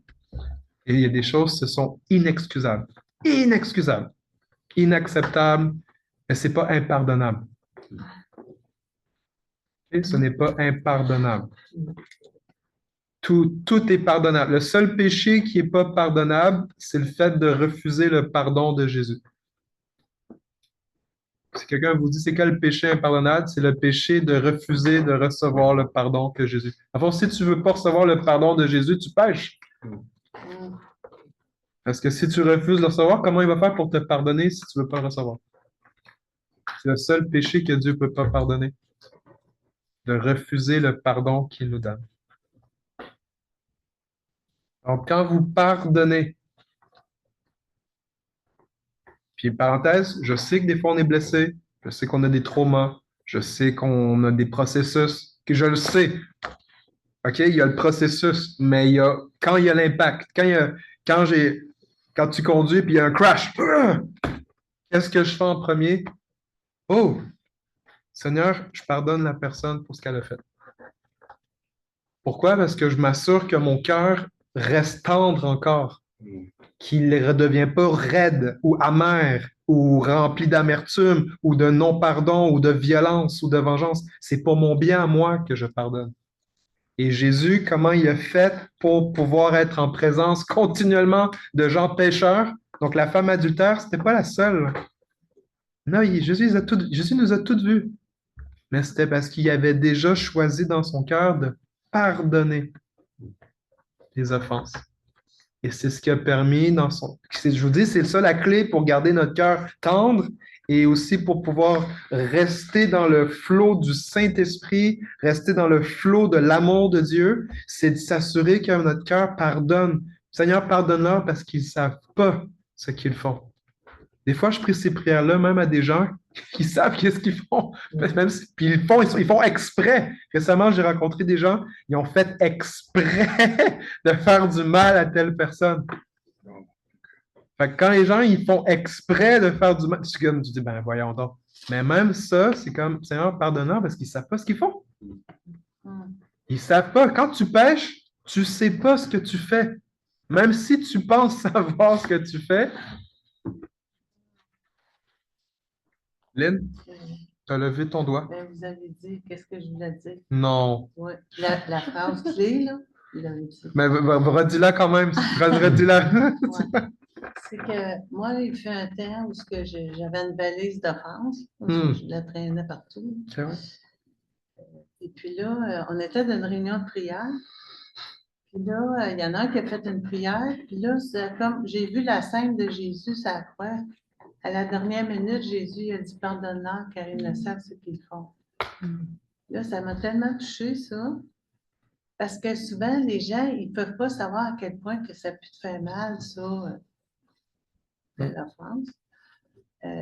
Puis, c'est ça. C'est quand on se dit ça, pardonnant car ils ne savent ce qu'ils font, ça aide beaucoup à oublier les offenses. Hein? Il y a un verset aussi, elle met sa gloire à oublier les offenses. Moi, c'est mon plus gros combat d'oublier les offenses à mesure. Tu sais, j'aimerais ça, là, tout de suite. Tout de suite, j'oublie. Et puis, des fois, je les garde en stock. La valise des offenses. La valise des offenses. Il faut faire le ménage le plus souvent. Mais dis-toi qu'il y en a que c'est ça, il y en a d'autres que c'est autre chose. Hein? Puis aussi, ben, c'est comme j'ai dit à quelqu'un dernièrement, parce que j'ai appris beaucoup au travers de ça. Elle me partageait toutes ses offenses. Puis j'ai dit, sais-tu que c'est à toi que tu fais le plus mal là, en ce moment, de garder tout ça? C'est toi qui souffres le plus de ça. Regarde, ils rient là-bas, là, ils ont du fun. Mais toi, tu souffres, tu sais. C'est la personne qui garde les offenses qui est la plus mal en point. Ouais. C'est vraiment ce bout-là. Quand on pardonne, c'est le moyen de pouvoir garder notre propre cœur à nous. Parce que sinon, t'imagines, quelqu'un pêche, puis t'es l'année victime, puis en plus, tu veux les circonstances, puis après ça, t'es pénalisé à cause que l'autre a fait ça. C'est comme, non, il faut garder notre cœur en pardonnant, en remettant la faute, l'offense dans les mains de Jésus et de faire confiance que Jésus, c'est lui le juste juge. C'est lui qui va, Dieu va dire, à moi la vengeance, à moi la rétribution. Ça, c'est en tout temps, là. Quand Jésus est venu pour pardonner l'offense, Jésus, dans le fond, quand tu as commencé à suivre, c'est que tu as renoncé à la vengeance. C'est ça le pardon. Le pardon, c'est l'opposé de la vengeance. Si tu ne te venges pas, tu pardonnes. Pardonner, c'est chrétien. Vengeance, c'est ce monde-ci. Tu me fais mal, je vais te faire mal. Jésus dit, quelqu'un gifle la joue droite, présente-lui la joue gauche. Mais là, je ne suis pas en train de vous dire, si tu reçois un coup de pied, un coup de poing, un coup de pied, va prendre un autre. Moi, je te dirais, prends tes deux jambes à ton cou et cours. Et enfuis-toi. Muriel. C'est sûr que l'ennemi connaît nos points faibles. Tu sais, il nous étudie. Puis il y a des personnes même qui ne connaissent pas le Seigneur, c'est qu'on peut voir qu'il y en a qui sont rongés par l'amertume, puis il y en a d'autres pas du tout.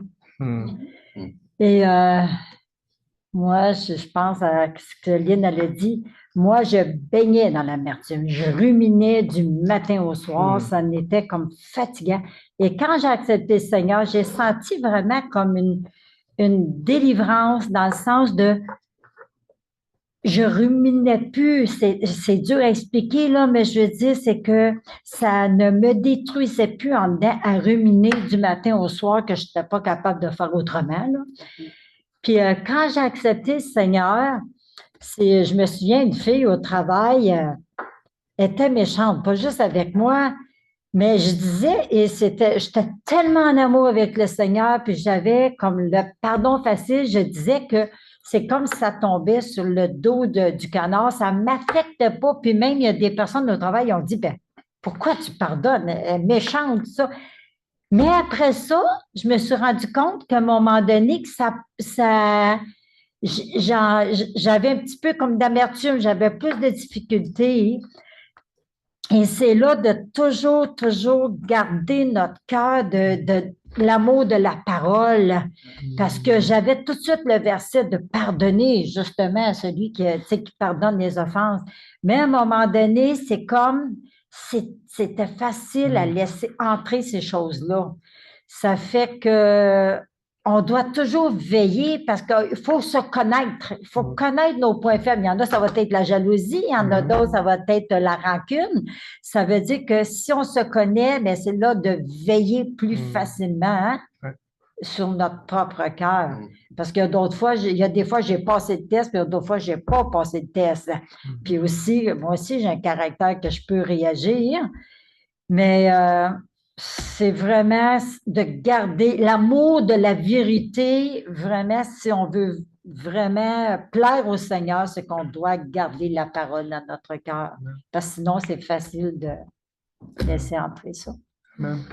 Puis ce que tu as dit là, la parole dans notre cœur, tu sais, quand Jésus a parlé, puis verset 9, c'est quand Jésus leur a dit, celui d'entre vous qui est sans péché jette la première pierre contre elle. Ça, c'est la parole de Dieu. Et verset 9, c'est quand ils entendirent la parole de Dieu, accusés par leur conscience, ils se retirèrent uns à un, depuis les plus âgés jusqu'aux derniers. En fond, la parole de Dieu a fait effet. C'est ça. La parole de Dieu, elle a fait effet dans leur cœur, puis ça les a adressés dans leur conscience. Ça leur a parlé dans leur en dedans d'eux, là. Ça l'a fait en sorte que, même en présence du péché de cette dame-là, ils ont réalisé qu'est-ce qui était dans leur propre cœur à eux. Parce que la parole de Dieu a mis en lumière ce qui était en eux, là. C'est ça que Jésus leur a dit. Celui d'entre vous qui est sans péché. Cette parole-là, la parole de Dieu, va faire en sorte, quelqu'un l'a dit tout à l'heure, je pense que c'est Rémi ou Yannick, c'était le volet, ou est-ce que, c'était quoi vous aviez dit? Ça... Mais Rémi a dit de méditer, comme tu sais, s'arrêter, puis de méditer, réfléchir, la parole, il a dit ça. Il avait dit, hein? Ouais. Oui. Il y avait quelque chose dans ce Méditer tes sens-là. émotions.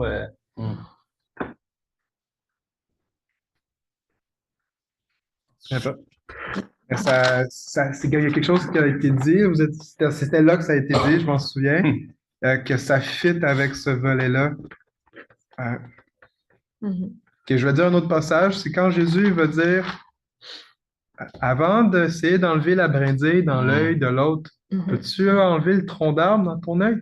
Peux-tu te regarder à toi-même? C'est qu'il faut que tu atteignes avant de regarder quelqu'un, c'est qu'il faut que tu te regardes toi-même, comme tu dis. Mais c'est le truc que j'avais donné, c'est que tu atteins. Il faut que tu atteignes le péché. Il ne faut pas juste que tu regardes la personne. Parce que quand tu regardes juste la personne, on dirait que tu as tendance tout de suite à aller juger. Parce que c'est notre nature, là, c'est la nature humaine. Mais c'est ça. En tout cas, moi, c'est ça que je fais. C'est ça que tu avais dit. C'est ce bout-là. C'est comme si je regarde l'autre personne directement, au lieu de me regarder en premier pour dire « Hey, moi aussi, j'ai du péché », c'est comme si je ne me regarde pas en premier, c'est comme si je vais me mettre en mode jugement.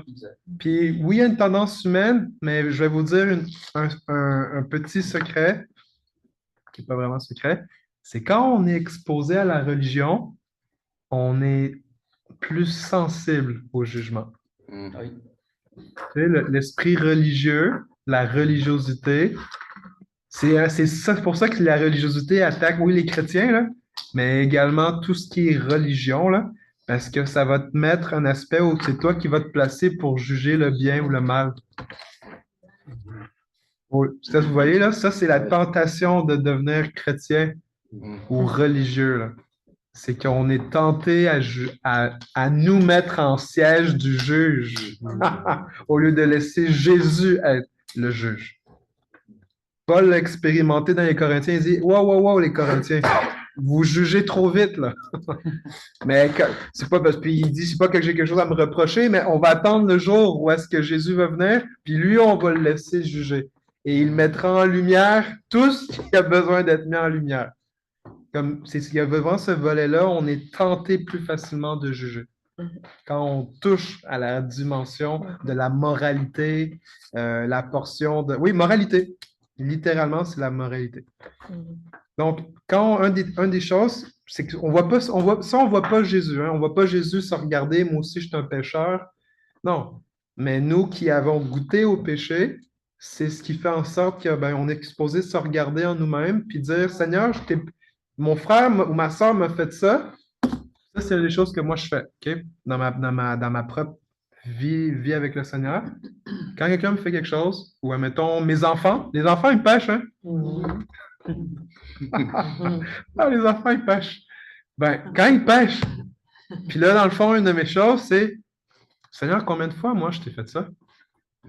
Combien de fois, Seigneur, admettons, je dis à mes enfants, hey, va faire telle affaire. Non! Moi, ça ne me tombe pas. Non! Non! Puis là, il y a une grosse affaire, une crise de bacon. Seigneur, combien de fois je t'ai fait des crises de bacon? Combien de fois est-ce que j'ai crié non? Combien de fois j'ai été désobéissant à toi, Seigneur? Combien de fois est-ce que je t'ai menti? Georgie? Non, Georgie, non, c'est pas... Ouais. Je ne vais pas les mettre sur le spot. Je ne peux pas faire ça.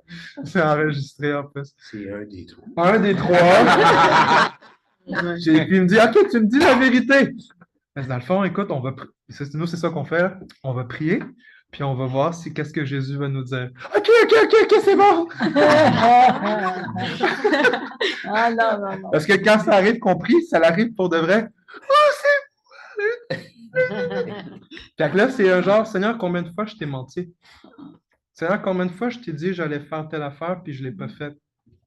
Combien de fois, Seigneur, tu m'as pardonné? Ben, Seigneur, si tu m'as pardonné autant de fois ce que les autres m'ont fait, ce que moi je t'ai fait, ben, Seigneur, j'ai pardonné. Puis c'est là qu'on arrive dans la rivière de la grâce de Dieu. C'est quand je réalise les gens ce qu'ils me font, ben, je ne suis pas encore rendu parfait, hein, mais j'aspire. Mais c'est le but, quand les gens font quelque chose, je fais une pause où je me retire, je vais dans les toilettes, je vais dans l'auto, whatever, je vais quelque part. Puis Seigneur, je dis, Seigneur, montre-moi comment moi j'ai pu te faire ça. Puis c'est là que mon standard, c'est comment Dieu me traite, comment j'ai à traiter les gens. Dieu me traite avec compassion, je vais traiter les gens avec compassion. Dieu me traite avec amour, je vais traiter les gens avec amour. Dieu me traite avec des fois fermeté. Ça arrive. Ça arrive. J'espère que ça vous arrive des fois aussi. Oui. Que ça arrive, ce volet-là. Evelyne, ton doigt, ça va? T'as encore la circulation sanguine? T'as un pouls?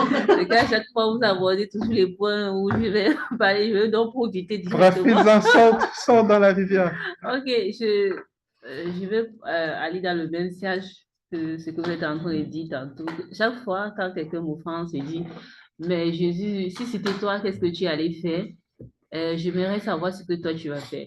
Avec les gens du monde, ça passe plus facilement chez moi parce que quand je repars avec des gens du monde, des personnes qui ne sont pas chrétiens, oui, les gens qui sont les futurs chrétiens, je dis, bon, ça va, je laisse tomber, c'est ce que tu as fait là.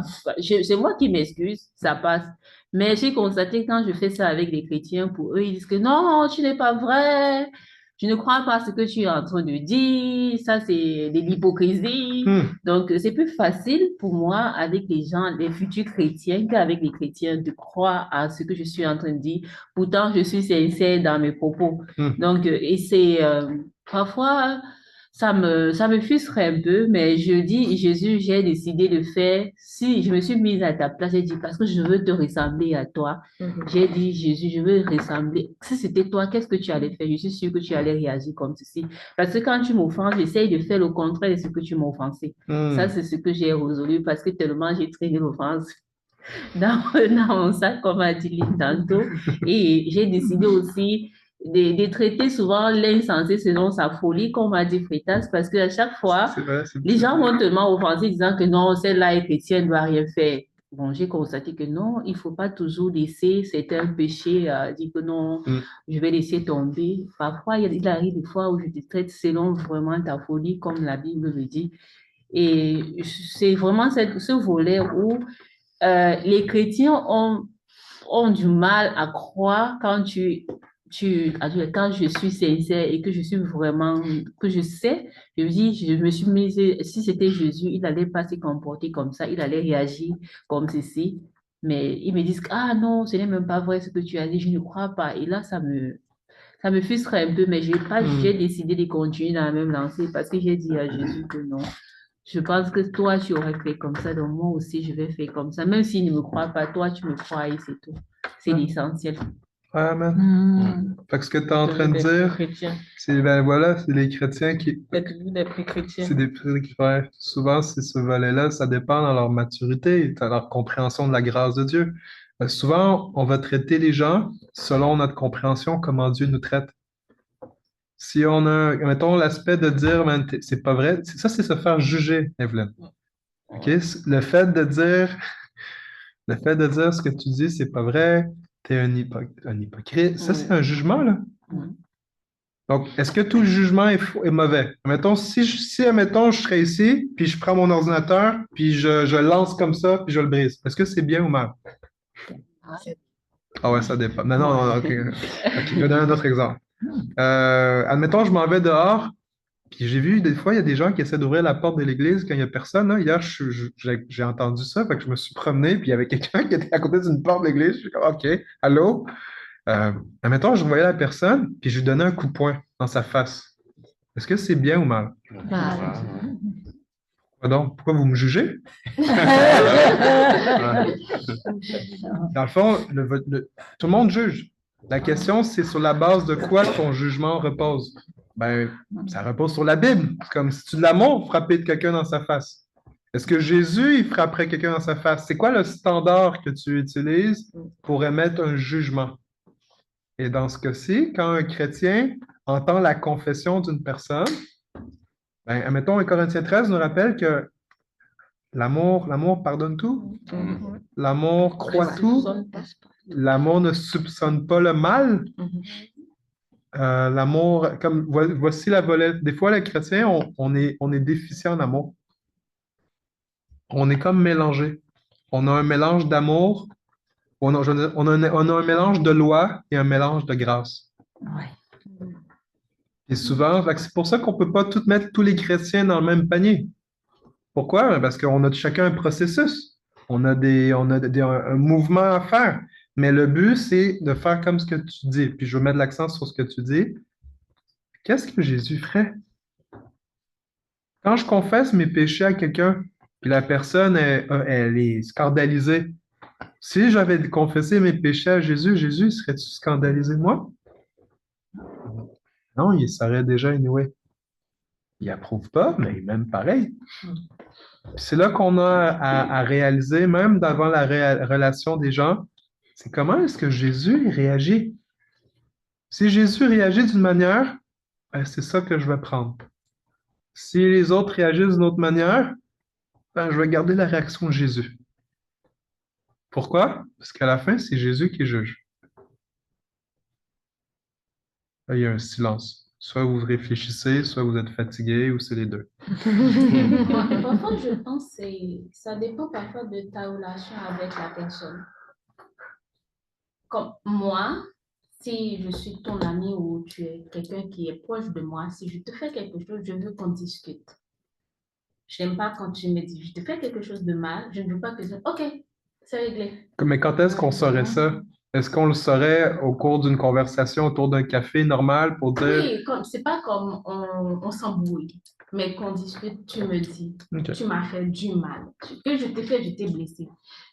Moi, j'aime bien que tu me dises ça.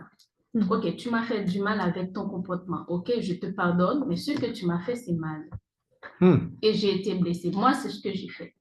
Mais je n'aime pas, ça m'est arrivé avec des personnes. C'est comme la personne te dit, OK, c'est réglé. Je t'ai fait quelque chose, tu t'es blessé. Si tu veux qu'on continue notre relation, moi, si je te dis, OK, c'est réglé, c'est comme c'est fini. On ne va plus avoir de relation. Wow, ça, si je ne discute pas, si tu me fais quelque chose, je ne discute pas avec toi, je te pardonne dans mon coin, j'ai fini avec cette relation. On ne va plus être amis. Pourquoi? C'est comme pour moi, c'est OK. Pourquoi tu m'as fait ça? C'est parce que j'étais dans ton entourage autour de toi, tu m'as donc. Moi, je ne vais pas donner à cette personne, mais je passe à autre chose. Je ne vais plus être, mais si je veux continuer ma relation avec toi, tu es mon ami, tu es ma soeur à l'église, tu m'as fait quelque chose, je vais venir vers toi te dire, OK, tu m'as fait telle chose, j'ai été blessée. Je te pardonne, mais ce que tu m'as fait m'a blessée. Et moi, j'aime mieux que les autres fassent la même chose. Quand tu me dis, OK, c'est réglé, parfois la personne ne se sent pas pardonnée. Parfois, c'est pourquoi la personne dit, oh, c'est l'hypocrisie, tu ne me pardonnes pas, parce que ce n'est pas discuté. La personne ne connaît pas ton ressenti. C'est un autre de branche. Oui, ben, c'est vrai, c'est vraiment bien. C'est même ce que Jésus a fait, hein, ça à l'église de l'Odyssée. Il a exprimé son ressenti vis-à-vis de ce que l'église faisait avant de leur dire que je vous pardonne. Avant de leur donner une issue, comme vous avez dit tantôt, la restauration. Je suis un peu d'accord avec elle parce que venir dire OK, moi je te pardonne, il y a un peu comme une forme d'hypocrisie parce que tu ne ressors pas le péché de celui qui est censé t'avoir offensé et tu ne lui donnes pas une porte de sortie. Jésus, dans le cas de l'Apocalypse qu'on vient de lire, il a cité tous les péchés que l'Église avait faits et il leur a donné une porte de sortie qui était la restauration. Ça veut dire que l'Église pouvait de nouveau être amie, corps avec Jésus. Je crois que c'est ce qu'elle Merci Fridolin d'en faire sortir ça. C'est un très bon point, la restauration. La restauration. C'est bon ce qu'elle dit parce que si on check l'élément qu'on bâtit une relation, c'est moi que j'ai 52, je suis jeune, mais je parle, tu sais, elle a dit, tu sais, comme, je suis à peu près dans les mêmes pensées parce que, tu sais, moi, je suis un peu une personne qui essaie de rationaliser les affaires des fois. Puis, tu sais, la personne, elle va dire, mettons, oh, je te pardonne, tu sais, je vais te passer l'éponge. Ben, des fois, je me questionne, tu sais, c'est comme, qu'est-ce que tu penses de moi après qui je suis pour toi? Tu sais, c'est quoi? Tu sais, est-ce que là, je peux être plus transparent que cette personne-là? Qu'est-ce qui arrive? Tu sais, là, tu as des inquiétudes un peu. Puis là, mais non, moi, je suis facile dans ce cas-là. Si, mettons, que c'est toujours comme ça, moi aussi, je suis comme, moi, j'ai pas peur de perdre. Fait que ça, c'est comme, ben, t'as pas peur de perdre. Ça dépend. Donc, vous l'avez mentionné tantôt, là, le temps qu'on bâtit une relation. Ça, oui, ça me fait mal. Mais si la personne, elle se met toujours comme ça, là, j'aurais pas peur de perdre. Je vais être blessé, mais la discussion, je pense que une relation se bâtit sur une transparence, un certain niveau de transparence avec la vérité. Tu sais. Comme ça, on peut s'entendre, on peut valser, tu sais, puis c'est comme ça. D'accord. C'est un très bon point. Puis même, Hélène, j'ai vu ta main, je vais te laisser parler aussi. On voit à la fin que Jésus a une conversation avec la femme adultère. En fait, on ne devrait plus juste l'appeler la femme adultère, on devrait l'appeler la femme pardonnée. Parce que à la fin, on voit que Jésus a parlé avec elle, un à un. Elle ne pêche plus. C'est vrai. Puis il y a eu une affirmation, il y a eu une restauration, puis il l'a renvoyé avec une consigne. Et c'est là qu'on voit que, OK, il y a une manière comment réagir, comment répondre à ça. Hélène? OK. Moi, c'est important de ne pas parler sur le coup de la colère, puis d'aller voir, d'attendre, de prier, puis de ne pas nier que ça te fait mal. Exactement. Parce qu'il y en a beaucoup qui vont dire non, non, c'est pas grave. Ben oui, ça me fait mal. Je crois qu'il faut le dire et marcher dans la vérité. Puis c'est comme ça qu'on va rétablir. Puis la personne, bien souvent, va dire ben je te demande pardon, ou moi, ça m'est déjà arrivé aussi. Puis j'ai dit oui. Il y en a qui vont dire non, non, c'est pas grave. Oui, c'est grave, ça me fait mal. Oui, amen. D'accord. Absolument. C'est un très bon point. Dire la vérité. Ça m'a fait mal. Marcher, oui. Ça m'a fait mal. C'est vrai, ça, parce que j'aime ce que tu dis, puis qu'est-ce que. Je ne me rappelle pas de ton nom, excuse-moi. Nelta. Qu'est-ce qu'elle a dit? Parce que si tu ne dis pas que si ça t'a fait mal, dans le fond, des fois, si, admettons, quelqu'un arrive, il va te dire, ah, tu m'as fait ça, c'est pas grave. Ben, toi aussi, en tant que personne qui a péché contre elle, la chose que tu as faite, peut-être tu vas la prendre moins au sérieux parce que c'est comme si, c'est pas grave, tu sais. C'est comme, mettons, moi, je mets ça dans un point de vue dans nos vies de tous les jours. Mettons, tu fais une erreur à ta job. Puis la personne, elle te le dit pas que c'est pas correct, tu sais. Tu peux pas le savoir, tu sais. Là, mettons qu'elle réagit mal avec toi ou elle est fâchée contre toi, mais elle te le dit pas. Tu vas jamais le savoir. Mais là, c'est un peu comme pas vraiment la même chose. Qu'est-ce que je dis là? C'est pas trop un bon exemple. Là. Mais c'est que si la personne te dit ah oui, j'ai fait ça, c'est pas grave, ça marche pas. Mais si elle te dit j'ai fait ça, je te demande ça m'a fait mal, tu sais, comme que tu expresses tes émotions, ben la personne va bien mieux comprendre. C'est sûr. Puis la personne aussi qui a péché va bien mieux comprendre. OK, elle va réaliser, elle va prendre un moment pour réaliser. En fait, que, comme tu dis, si non, c'est pas grave, la personne, elle ne réalisera pas. Elle va être comme être ignorée. C'est vraiment ça. Marcher dans la vérité. C'est marcher dans la vérité. Avec l'amour. Avec l'amour, évidemment, dans la pensée où est-ce que c'est supposé amener une restauration. Amen. Okay. Sinon, il n'y a pas pardon. Si l'offre du pardon s'accompagne toujours de la restauration. Il y a une restauration. Puis même, je vais pousser le volet. Souvenez-vous, pardon implique restauration, comme Fridolin a dit. mais ça ne signifie pas qu'il y a une réconciliation pour autant. Ouais. C'est pas la même chose. Une réconciliation n'est pas une restauration. Ce n'est pas la même chose. Ce n'est pas du tout la même chose. Pardon, restaurer, c'est on restaure la relation, on restaure ce qui a été volé, on restaure ce qui a été brisé, on restaure ce qui a été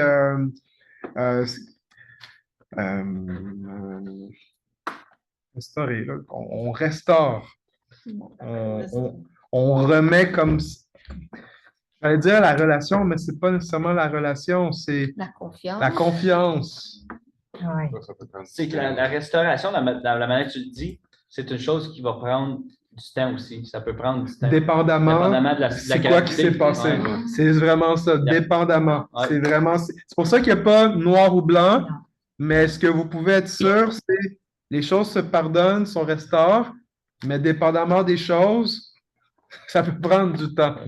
C'est comme le pardon. Rétablir la confiance. Si tu regardes le pardon, c'est une chose qui va se faire tout de suite. Ça, mettons, tu arrives à la personne, puis tu constates, comme tu dis, là, tu m'as fait mal, je te demande pardon, c'est une chose, oui, tu es pardonné. Mais comme tu dis, restaurer, tu peux pas dire, hey, c'est rare qu'une vraie situation, quelque chose qui est grave, ça va être restauré sur le fait. Là. Ben À moins que Dieu. Jamais. Non, c'est ça. Ben, ça peut arriver si Dieu veut que ça arrive. Ben, Dieu n'est pas un Dieu micro-ondes. Hein?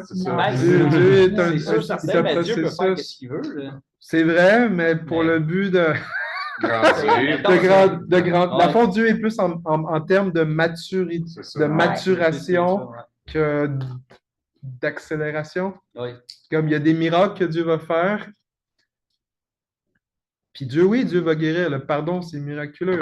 Mais le volet où est-ce je pense qu'on pourrait mettre l'accent, l'aspect de restaurer, c'est restaurer, oui, on restaure l'autre, mais c'est aussi quand la personne a fait du dégât et elle répare son dégât. Oui. Donc, on pourrait même dire la restitution. Dans la loi de Moïse, c'est mettons, si tu vois que ton voisin, il y a une vache, puis tu vois la vache est en train de traverser la rue, puis tu vois qu'elle tombe dans un fossé, puis tu l'as vu, ben la loi dit que tu es coupable parce que tu aurais pu faire le bien, puis tu ne l'as pas fait, fait que tu dois restituer la vache de ton voisin. Si ton voisin ou ta voisine t'a prêté son séchoir à cheveux, puis tu le brises, ben la loi de Moïse va dire que tu dois lui remplacer. Restitution.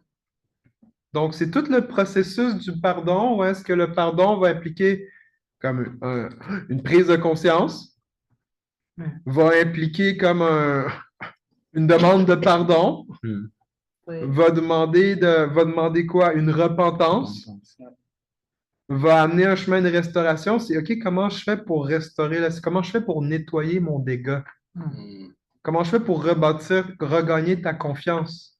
Comment est-ce que je fais pour pouvoir faire que les choses puissent revenir comme avant?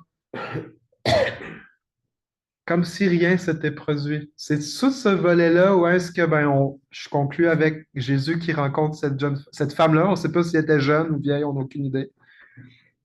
Mais ce qu'on sait, c'est qu'à la fin, Jésus lui dit, « Ils sont où ceux qui te condamnent? » Ben non, ils ne sont plus là. Et Jésus lui dit, « Je ne te condamne pas non plus. » All right. Fait qu'en d'autres mots, l'Église aussi, on ne condamne pas le pécheur. Si le Fils de Dieu ne condamne pas non plus le pécheur, eh bien, nous aussi, on a à ne pas condamner le pécheur. Par contre, voici ce que Jésus va lui dire. Va. Fait qu'elle est restaurée. Si elle n'aurait pas été restaurée, Jésus l'aurait gardée esclave à ce qu'elle a fait. Va. Va, c'est un mot de liberté, hein? Va, c'est... OK, tu es capable. Va, ça parle de ta capacité à pouvoir te déplacer, à être en mouvement. Et ne pêche plus. En d'autres mots, c'est refais pas ce que tu as fait. Puis là, vous allez me dire, mais oui, mais si mon frère ou ma soeur fait ça 7 fois, qu'est-ce que je fais? Ben, tu le pardonnes. Okay. Pourquoi? Parce que Jésus a dit, tu pardonnes la personne quand elle te demande pardon. quand elle te demande pardon, si elle ne demande pas. On pardonne toujours. Tu pardonnes quand même. Ouais. Tu pardonnes tout le temps. Mais dans le fond, si la personne ne te demande pas pardon, il ne peut pas avoir de restauration et il ne peut pas avoir de réconciliation. Pour sûr, il n'y a aucune dans le fond, c'est pour ça, là, si je te fais quelque chose, je te pardonne, ben, tu es supposé arriver à ton bon sens pour dire je te demande pardon pour qu'est-ce que je t'ai fait, qu'est-ce que je t'ai dit. All right. Donc là, vous allez même le ressentir en vous. Il peut y avoir peut-être une réconciliation. Mais si c'est juste un qui demande pardon, puis que l'autre, comme tu me pardonnes, mais moi, je n'ai rien fait, prends pas responsabilité, ben ça va être hey, je pense qu'on n'est plus amis. Pas de réconciliation. All right? Donc, Muriel, je vois que tu veux dire quelque chose. Ouais. Vas-y. Mais j'aime tellement le côté comme tu as parlé tantôt pour Jésus, là, quand il adresse le péché, c'est pour amener la restauration, la guérison. Et je trouve ça tellement important parce que justement, comme ça a été dit, il y en a, c'est comme, OK, je pardonne, mais c'est qu'ils n'ont rien exprimé. Si ton frère a péché contre toi, va et reprends-le. Ça veut dire que moi, il y a des personnes dans l'amour qui sont venues me voir, puis je savais pas du tout que j'avais blessé. Et j'ai remercié la personne parce que ça s'est fait tellement aussi dans l'amour, mais c'est que là, j'ai pris conscience, oh my, il y a des fois, je peux blesser sans m'en rendre compte. Si elle ne me l'avait jamais dit, ça fait que là, c'est de prendre conscience et je suis tellement d'accord. Moi, j'ai été des années, je vais prendre comme avec mon mari, que je ne disais rien. Mais par contre, je ruminais.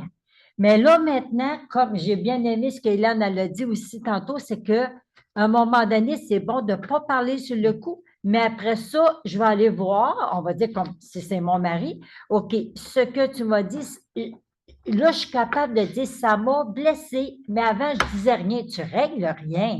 C'est comme il y a de la frustration, puis là, tu dis, oh non, Seigneur, il faut que je pardonne, il ne faut pas que j'aie de l'amertume, mais exprime. Ça, je trouve que c'est super important, ce côté-là, d'être capable de verbaliser, de dire vraiment ce qu'on... Dans l'amour, de dire, dites la vérité dans l'amour, ça change énormément de choses. Amen. Ouais. Il n'y a pas de place aussi, comme quand tu parlais de... Rémi, je vais faire une pause. Ah, OK. Il est 9h04, je vais vous relâcher. Alors, merci tout le monde. On peut continuer après. Mais au moins, j'espère que ce soir, ça vous a aidé, instruit dans comment adresser quand quelqu'un pêche. Oui, c'est ça. Okay. Puis que vous puissiez vous attendre à mettre cela en pratique. Le devoir, vous avez le devoir. C'est de mettre en pratique. Mettez ça en pratique. Mettez ça en pratique parce que, ben voilà, vous avez, à tous les jours, je crois que vous avez au moins une opportunité de mettre ça, de devenir comme Jésus, mettre ça en pratique. Amen. Donc, je vais conclure en prière, puis ensuite, on se dit au revoir. Seigneur Jésus, merci pour ce soir. Merci pour cette riche et belle conversation ensemble sur comment adresser les choses, réagir quand on pêche, Seigneur, ou qu'on pêche contre nous. Puis, Seigneur, merci Jésus parce que c'est toi notre modèle. Et Père, je te prie pour nous, pour ceux qui sont en ligne, sur ceux qui regarderont la rediffusion, touche notre cœur. Touche notre cœur pour qu'on puisse recevoir toute la sagesse, toute l'exhortation qui a été communiquée ce soir. Père, donne-nous des cœurs réceptifs et aussi pour mettre en pratique ce qui a été discuté. Père, viens nous rendre capables d'agir comme toi, Jésus. Peu importe les situations, fais-nous grandir à ta ressemblance. Puis que ça puisse glorifier ton nom. Seigneur Dieu, je te remets mes frères et sœurs entre tes mains. Merci de leur faire du bien, de donner un repos rafraîchissant. Alors, je te demande pour qu'ils puissent avoir des rêves, des appels, Seigneur, des rencontres divines, mon Dieu, et que tu puisses leur faire du bien. Au nom de Jésus. Amen. Amen. Moi, je dis merci à Dieu parce qu'il m'a donné la grâce d'être avec vous aujourd'hui. Je vous prie. C'est pourquoi je dis merci à Dieu parce que c'est bon de pardonner.